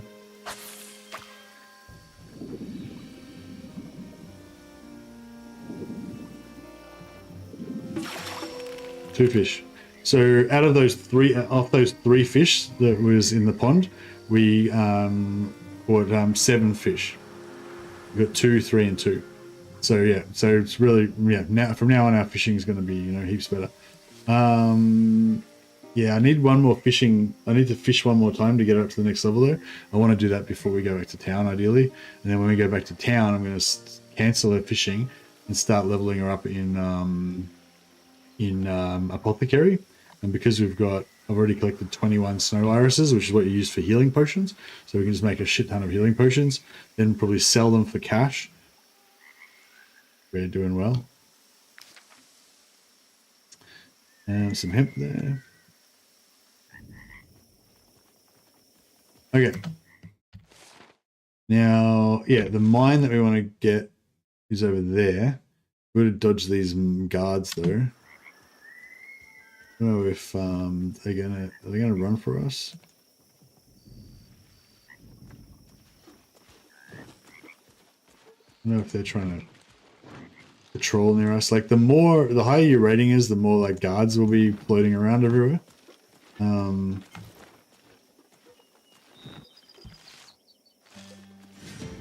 Six enemies. All right, let's do it. Yeah, all right.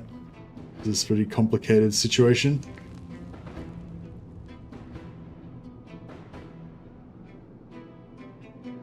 So we can't put all of our guys together in the one area. We can put 4 here. 3 here.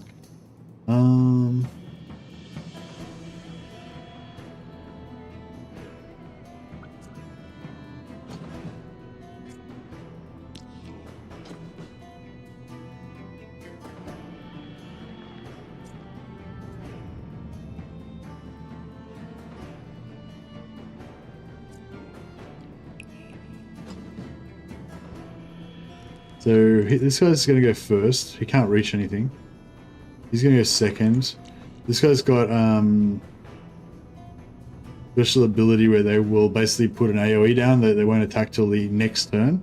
So you can kind of just keep ignoring them as long as you can keep moving every turn. This guy is the same. Then that guy's next. Alright, so we try and kill this guy first. So we can just take him out of the equation.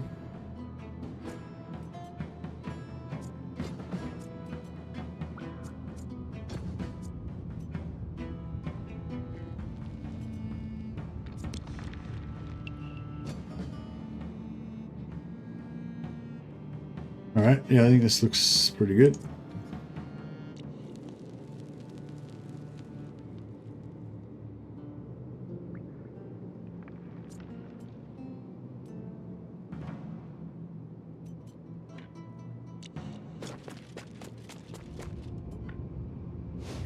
Break his armor.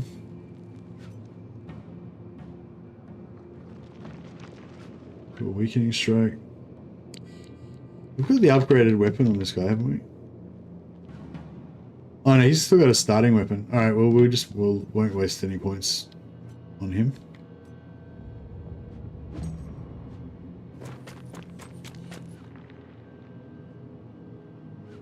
Alright. This guy can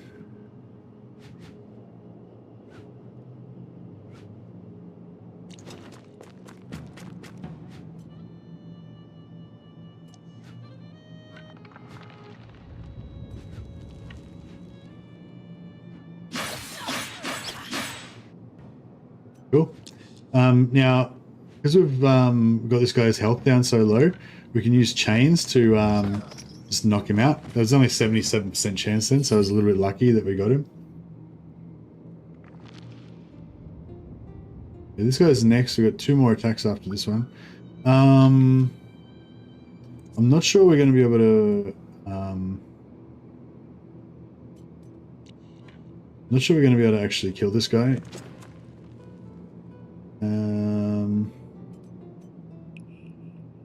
We can't really reach him.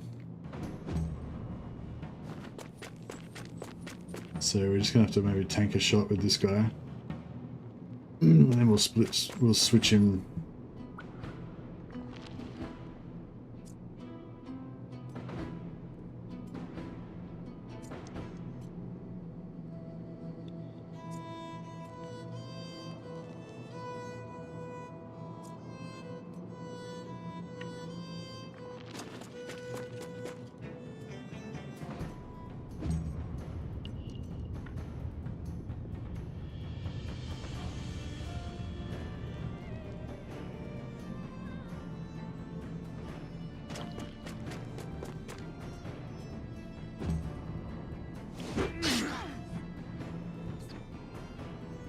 Not too bad.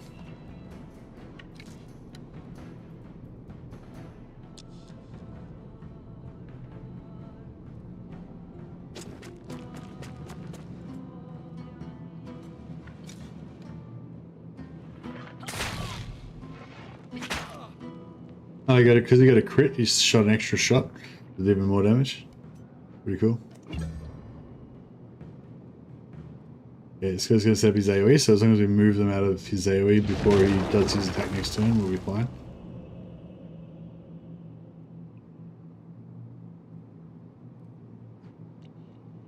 He's gonna go next. He's not gonna threaten anybody.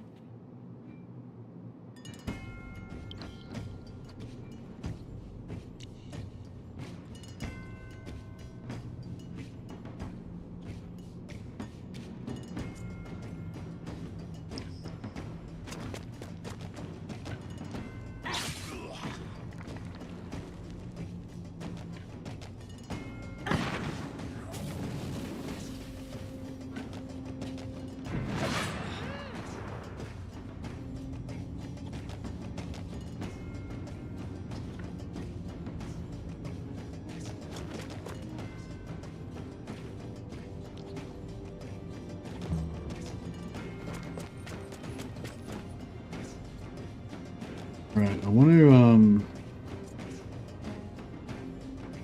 get 2 more attacks before this guy goes.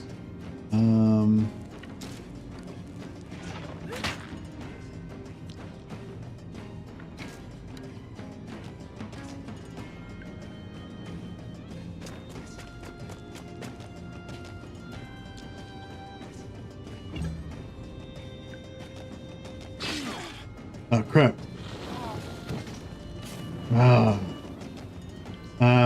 Yeah, so I wanted to kill him before his turn so that his fire wouldn't spread, but yeah, it was not to be. That's all right.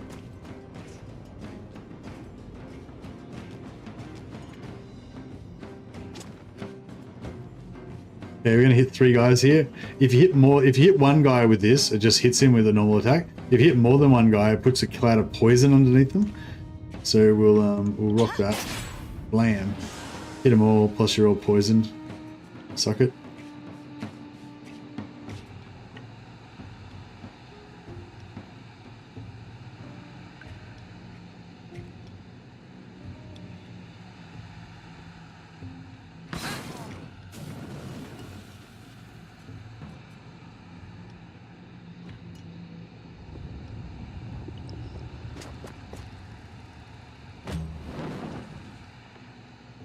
Oh, I forgot to move that guy.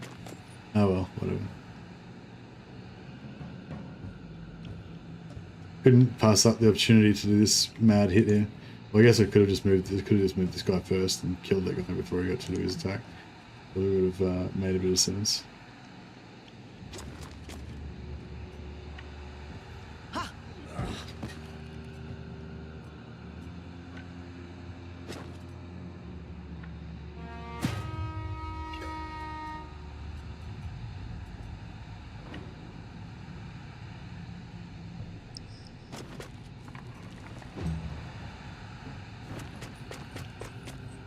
Ah. He intentionally moved into base-to-base contact so the fire would spread. What a douche.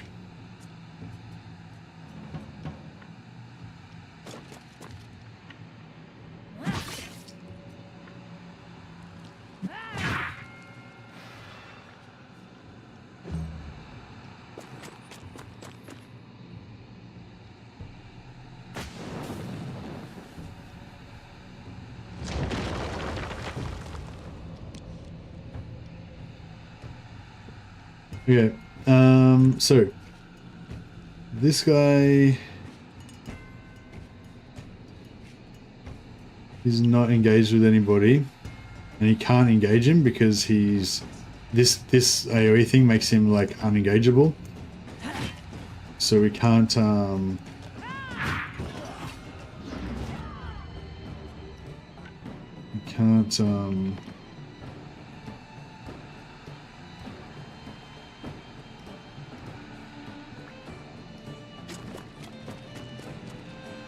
engage him. which means we can't capture him.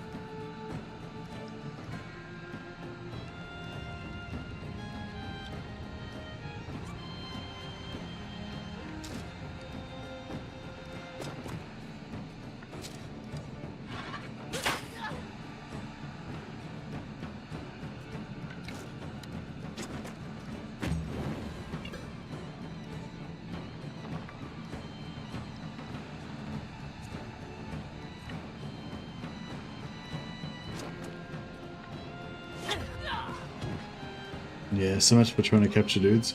At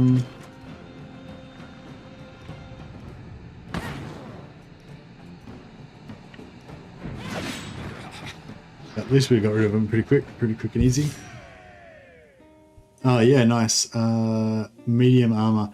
Yeah, we don't have anyone that wears medium armor, so we might be melting that one down. Crucio. Should I give Crucio the smoke bomb or the triple stab? Triple stab gives you extra chance to crit. Or it gives you 3 attacks, so you got more chance to get crits if crits are good. Oh, every time this unit attacks from behind, they apply 2 poisons. So if I use this when you're behind, you triple stab, so you apply 6 poisons.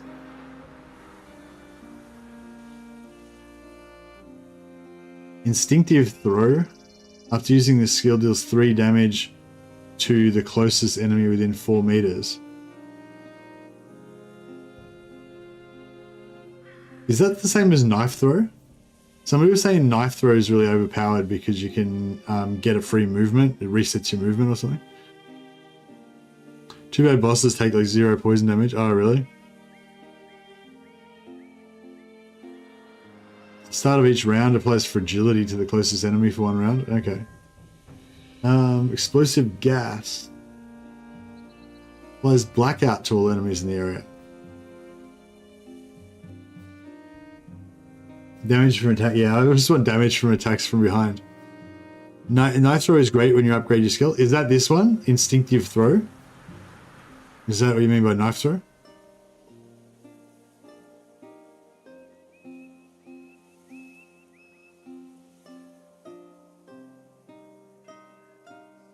Cool. So, every time you use a skill, it does. That's pretty cool. So, do you reckon I should give Smokescreen Strategist a go, or do you reckon Cutthroat's just super strong?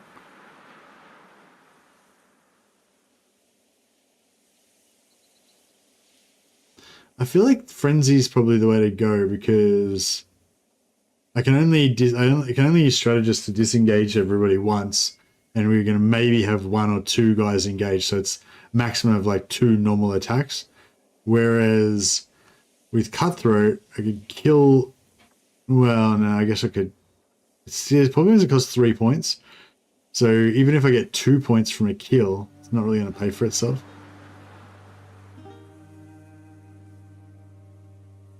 But I still like the idea of having an extra attack that I can use to stab with. Whereas Smokescreen's a bit too, like... I don't know. It would be cool, though, to be able to force people to disengage with a ranger. You know, normally you can do it with tanks if you pull their engagement onto you. But yeah.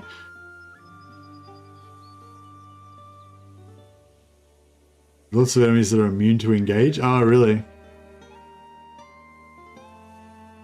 Yeah, nah, fair enough. All right, thanks for that tip. I'm gonna stick with my Cutthroats.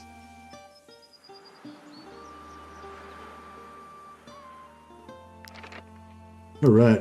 Yeah, we'll give them plus 12 movement. Actually, yeah. All right, we'll go well, a bit more movement.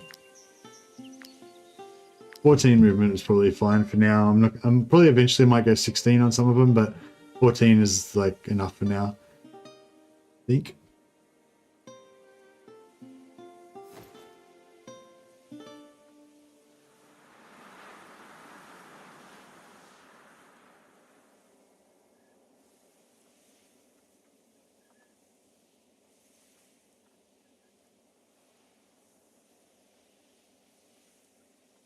Yeah, so she's got heavy armor as like 15, 13. 17's got 18, 24, yeah. So we're not going to really use this medium armor. We may as well melt that down.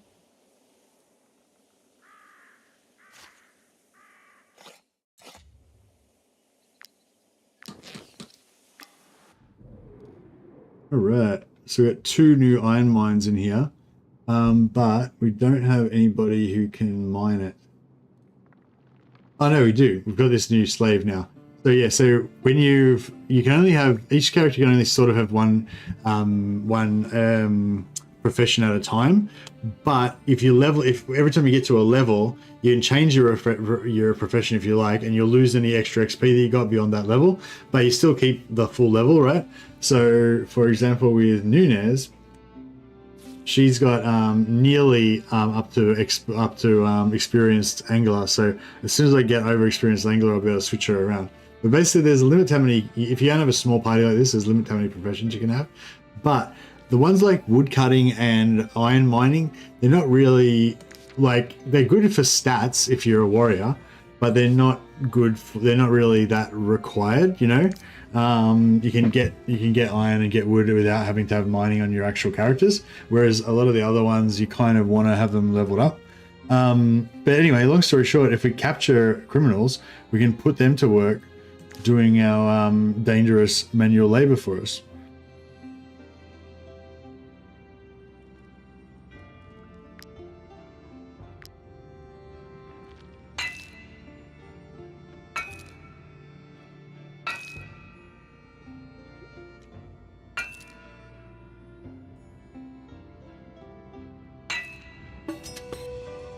Loving the harpooner. Yeah, harpooner's cool.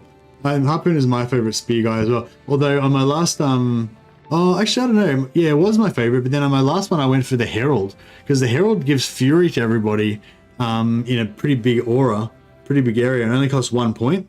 So you can put in 1 point and give fury to like 4 guys, and that means 4 guys are doing 50% extra damage on their next attack. And if they've got like a big hit at next attack, that's extra good. So it's like, yeah, it's like you're giving 4 half attacks to a bunch of dudes for 1 point, which is pretty cool, because on extreme difficulty, most of your special attacks cost 2 points. That's like 4 half attacks, like 2 equivalent to 2 full attacks, I guess, for 1 point, which is like the cost of half an attack. So it's sort of, I don't know, yeah, I think that's pretty good value.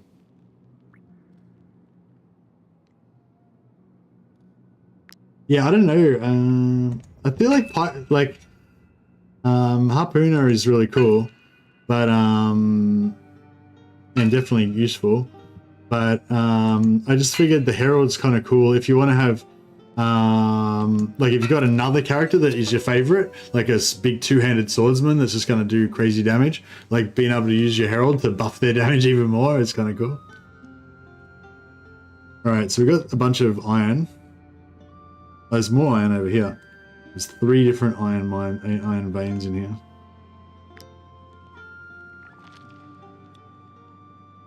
Yeah, if you miss it the first time, you can just keep letting this ring keep going. You don't need to hit it every time. So if you're thinking you're going to miss, you can just line it up.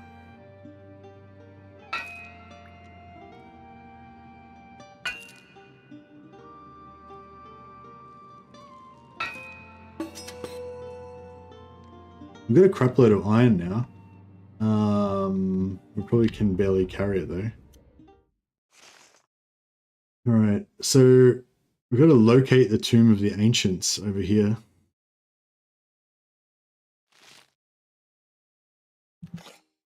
We might want to put down some more pitons while we're here. So you get these pitons and you can put them around the place to make shortcuts for yourself. We've got any at the moment? We've got 5. Okay, we've got heaps. So yeah, so basically we're going to go up this mountain.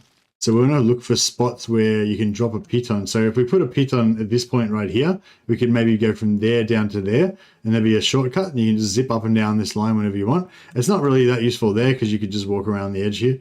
But yeah, it's still kind of useful. But yeah, somewhere up here is going to be the So we're gonna have to go off road. So it's gonna cost us a bit of food and stuff. Just kind of sucky, but it is what it is.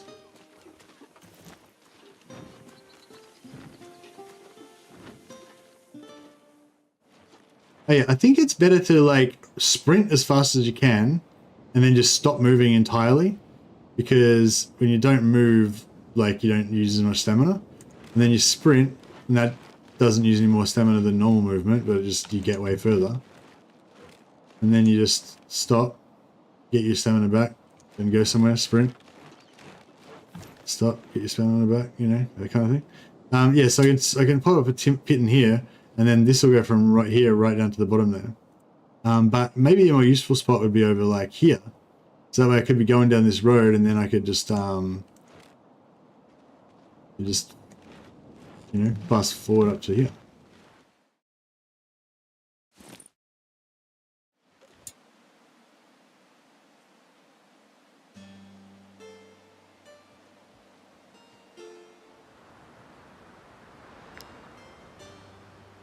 All right, let's try and camp here. So we've got a slave. So the slave has 80% escapability, right? So it normally would be 100%, right? But because they are injured, they get minus 20%. So, and every guy that is next to them, they get another minus 20%. So you can place them all around the place. But if I put him here, he's next to 4 guys. So his escapability goes down to 0%. If I put him like there, he's next to 2 guys, so it'll be 40%, etc., etc. So I've got 2 slots here where I can put guys where they can't escape at all. So I can have a minimum of 2 guys, you know, 2 guys that can't escape. Then I can put another guy here, and it'll like have a 50-50 chance of escaping, and so forth and so on.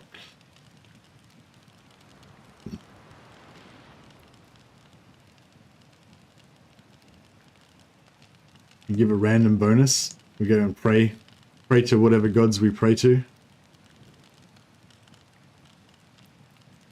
And make some food. I think every time we make food, it lowers our weight as well, because it uses up some of that salt.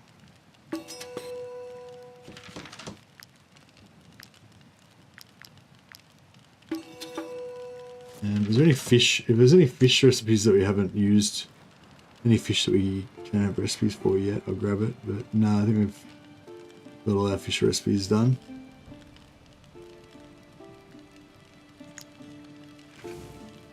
Might just make some bread as well, because I think we're... Oh no, we're good. Yeah.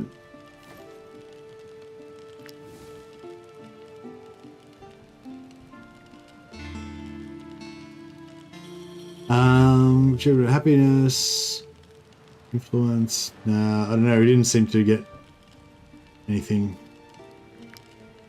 Oh no, here we go. He's got a little message thing. The world is much bigger than I anticipated. I feel like I spend my life traveling and never visit the same place twice.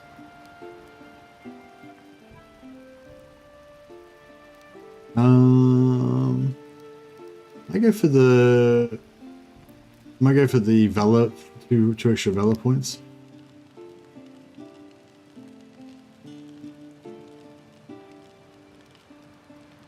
We can also build... maybe we'll build a strategy table. Yeah, that's... I mean, it's pretty high in wood, but apart from that, it's not too bad.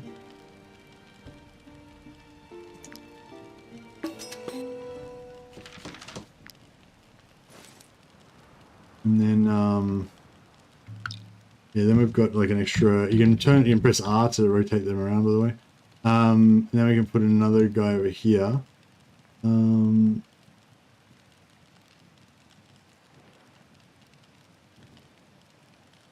Yeah, and that way also if we want to, if we've got 2 prisoners in these 100% spots already, we can put one there and it'll be 20%. So it's at least not too bad. Also, the strategy table gives us an extra +1 valor point every day, which would be good. And we can choose one of these abilities. So, Tax of Opportunity, do 10% increased damage. Or Supported does more damage reduction. I actually don't use Supported I don't use supported very much at all. But yeah, that's actually a good idea probably to use supported. I hadn't really thought about it,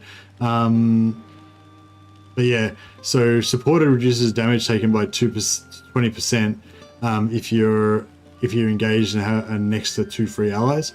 So, but yeah, this makes it 30%, which is pretty cool. We'll just take the extra damage for surround. But yeah, I sometimes I get used supported, but I don't really think about it very often. But yeah, there's times when you know you're going to get hit, and you might be able to move a couple of extra guys there and just reduce that damage by getting supported.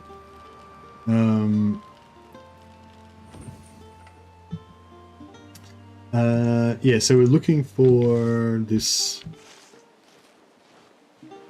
Oh yeah, so we keep walking along here.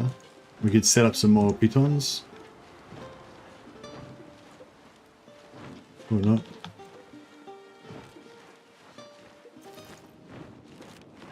We found a little path. Kind of going around in circles a little bit. I wonder if it is directly where that actual mark is, or... Oh, here we go, I think I found it.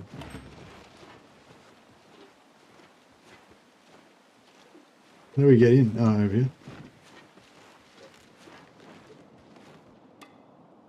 We've completed the mission. Alright, cool. Pretending to be scholars exploring the tomb, are we, mercenaries? Steal yourselves. People often go missing in there.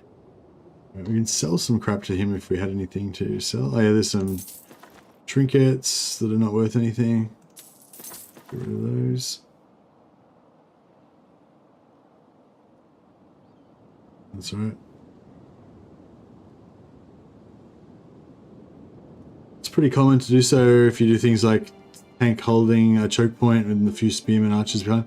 Yeah, if you had like a tank at the front and like 2 spearmen behind him, yeah, I can imagine that would be pretty good defensive formation. And the tank would have like protected on, so minus 70% damage for next attack, and it'd have like minus 50% weakness on the enemy. And if you got a like an Axeman tank or whatever, or no, the other swordsman tank or whatever, they're going to have the 20% inspiration protection or whatever. You can stack it all up. All right. Okay, so there's a bit of iron down there. So it might be cool to. Is that the Thieves? No, that's not the Thieves hideout. That's a different one. But yeah, if we put a piton down here, we can explore by jumping down here, which can be cool. So I might try that out.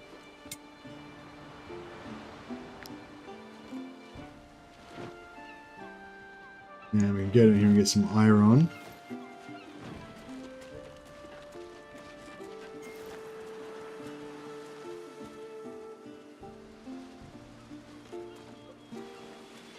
I think it's that way to escape out of here. Yeah. And there's that way to... Oh, that way goes somewhere as well, I think, maybe. I don't know. We'll put another piton down here anyway.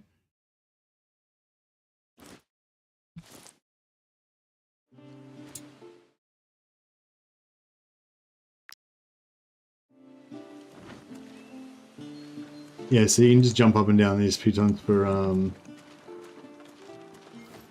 nice safe travels. No, so we can't get around that side.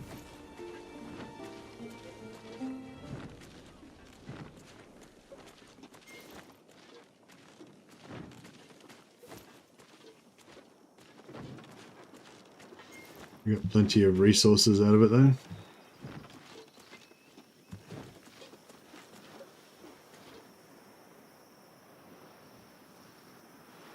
Yeah, we're gonna have to rest again.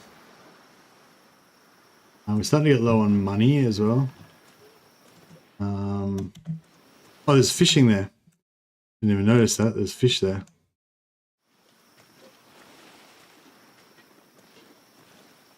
That's cool. Now that means we can level up our guy. So we'll get this fish, and then we probably should try to head straight back to town so that we don't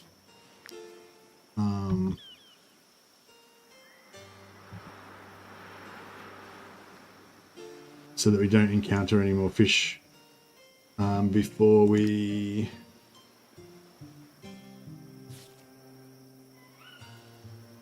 don't encounter any more fish and like level up more.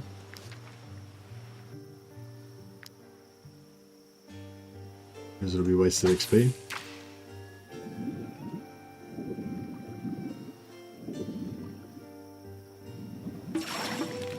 3 sardines on the first one.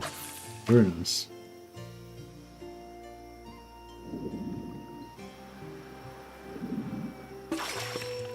Two eels.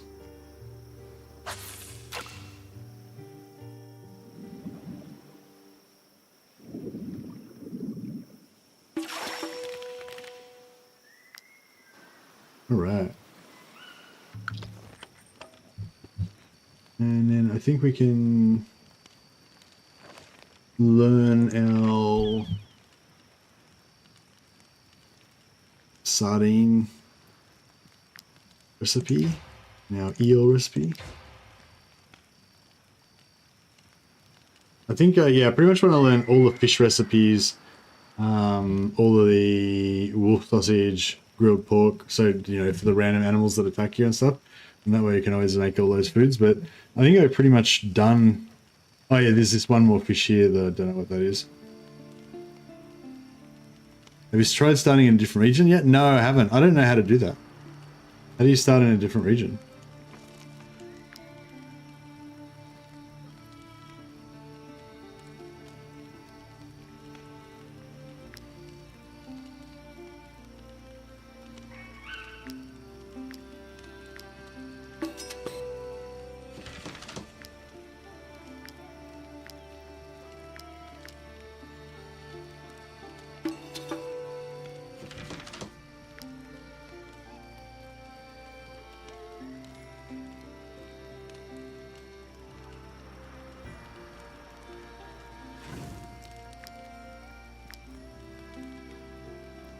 Boiled eel.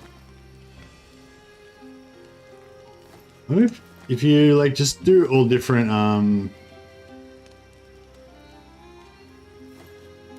if you do like all different foods, does that make you, I don't know, happier or anything?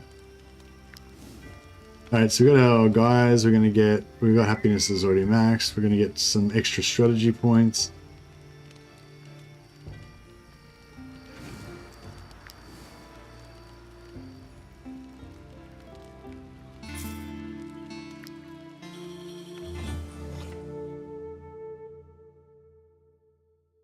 It's a big picture and you can change it. Yeah, I tried last time. I tried this time or this time I think, and I couldn't figure out how to do it.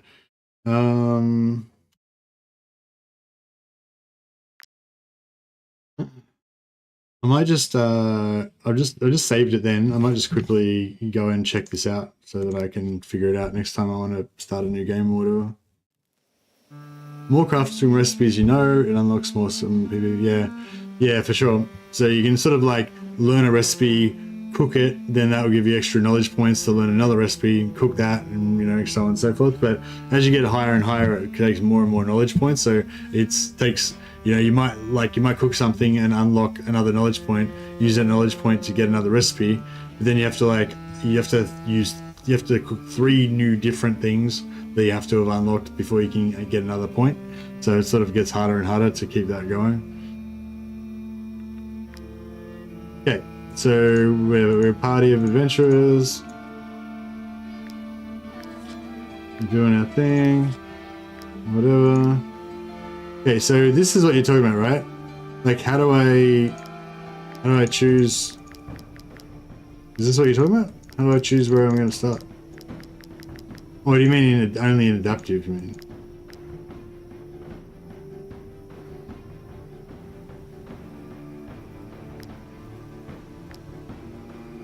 Oh, here. Starting region. How do you change it?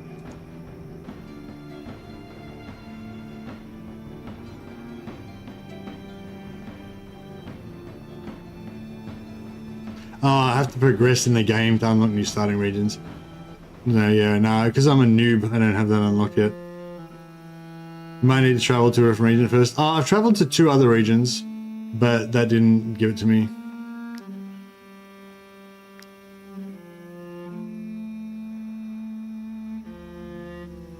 If it's not adaptive, no. If it's region locked, like whichever area you start in will be the starter level. So it just changes it. It readjusts all of the starting levels depending on which region you start in. It could be kind of cool to start like in one corner and kind of make that the easy part, and then the further to the start in the northwest and the further to the southeast that you go, the easier, the harder it'll get, something like that. But yeah, so it says progress in the game to unlock new starting regions. So yeah, I have to. I might have to finish a region or do the major quest line or something like that. Yeah. Yeah, I'm starting to get pretty fatigued, my lads. So yeah, I'm really enjoying this game, and I'm really trying to take advantage as much as I can of getting the good advice from you guys. Thanks Daywarn and Elmer and others that have been giving me good tips. But yeah, it's nice because you get to do different things, so you don't do the same thing you always did. Probably need to progress on the story. Yeah, I get that. I get that it would get a bit boring starting in Tiltrin every single time if you've done it millions of times. But yeah, I still like it because I'm still trying to figure out the optimal way to get started and stuff. Like every time I restart, I've restarted 5 times now, 6 times or something, and I dabbled in it a couple of times before, but I didn't really get very far. But yeah, so I've restarted maybe 5 times, but every time I've kind of gotten a little bit better at it and a little bit different. Yeah, and now that I'm doing the region locked, I'm really enjoying that. I've totally changed my mind. I was all about adaptive before because it keeps that constant level of challenge. As you level up, everything keeps being the same challenging level, but it was just always the same. Every fight kind of felt the same, whereas with this one, it's you go one place, it's a real easy fight, you go somewhere else, it's a hard fight. There's it feels like a normal game where there's variety, and it's cool. And oh, I'm a bit beaten up, I need an easy one this time. You can go to an easier area closer to town where there's going to be less threatening stuff, and then before you want to, you might want to get all prepared before you go out and venture into the really dangerous parts, and so yeah, I don't know. Yeah, anyway, I'm fully all about region lock now, but I think I could kind of imagine that if you were a full veteran of the game and you wanted it to be harder, and more grindy kind of thing, then yeah, adaptive would be the way to go. If you just wanted to adaptive, I think is just more punishing as well, and more more grindy, whereas region locked is a little bit more like a normal adventure game, and there's certain parts that are deadly and you have to avoid them, and there's certain other parts that are easy, and yeah, but yeah, that's the ship thing with adaptive. There's no deadly parts. It's just that everything's the same, everything's medium. And yeah, it sort of sucks. I thought, I just, yeah, really, I didn't realize how much I didn't like it until I played it a bit, but it was yeah, no, it's not very good. Anyway, yeah, thanks for hanging out, guys. I'll see if I can just check a proper host to somebody, because I didn't host anyone before.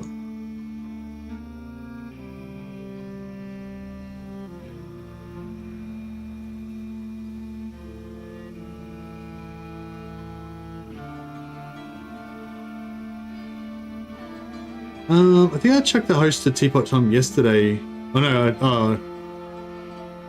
did I? I think I did. Battlesy is streaming on Twitch, but he's also restreaming on YouTube, so I don't know, you're probably better off watching him on Twitch, I would guess. I'll try and find his Twitch.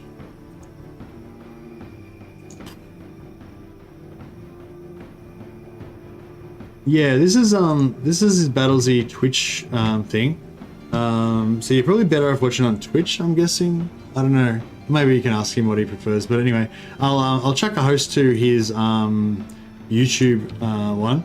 But yeah, if you want to jump onto his Twitch, that might be, I don't know which one's better or if it matters. But yeah, he's playing some Warhammer, so if you want to check out some more Warhammer, then we go check out some Battlesy. He's doing the old world mod for Warhammer. So if you want to check that out, it might be interesting. All right, guys, you have a good night, and yeah, thanks for hanging out. See you, John. Need to play it a bit tomorrow. Yeah, no worries, Javens. As I said, I definitely recommend you check out some guides. That 4 AM guy will give you a really good idea of the guides. If you do play on Extreme, and I do recommend Extreme, I think it's pretty fun. But I'm not that experienced. Other people have told me that they reckon Extreme sort of is too hardcore and it's not that fun. But yeah, if you do play on Extreme, I'd say don't play Iron Man. Not at first anyway. See you, Shadow Slurp. All right, catch you later, guys. I'm gonna go get some rest.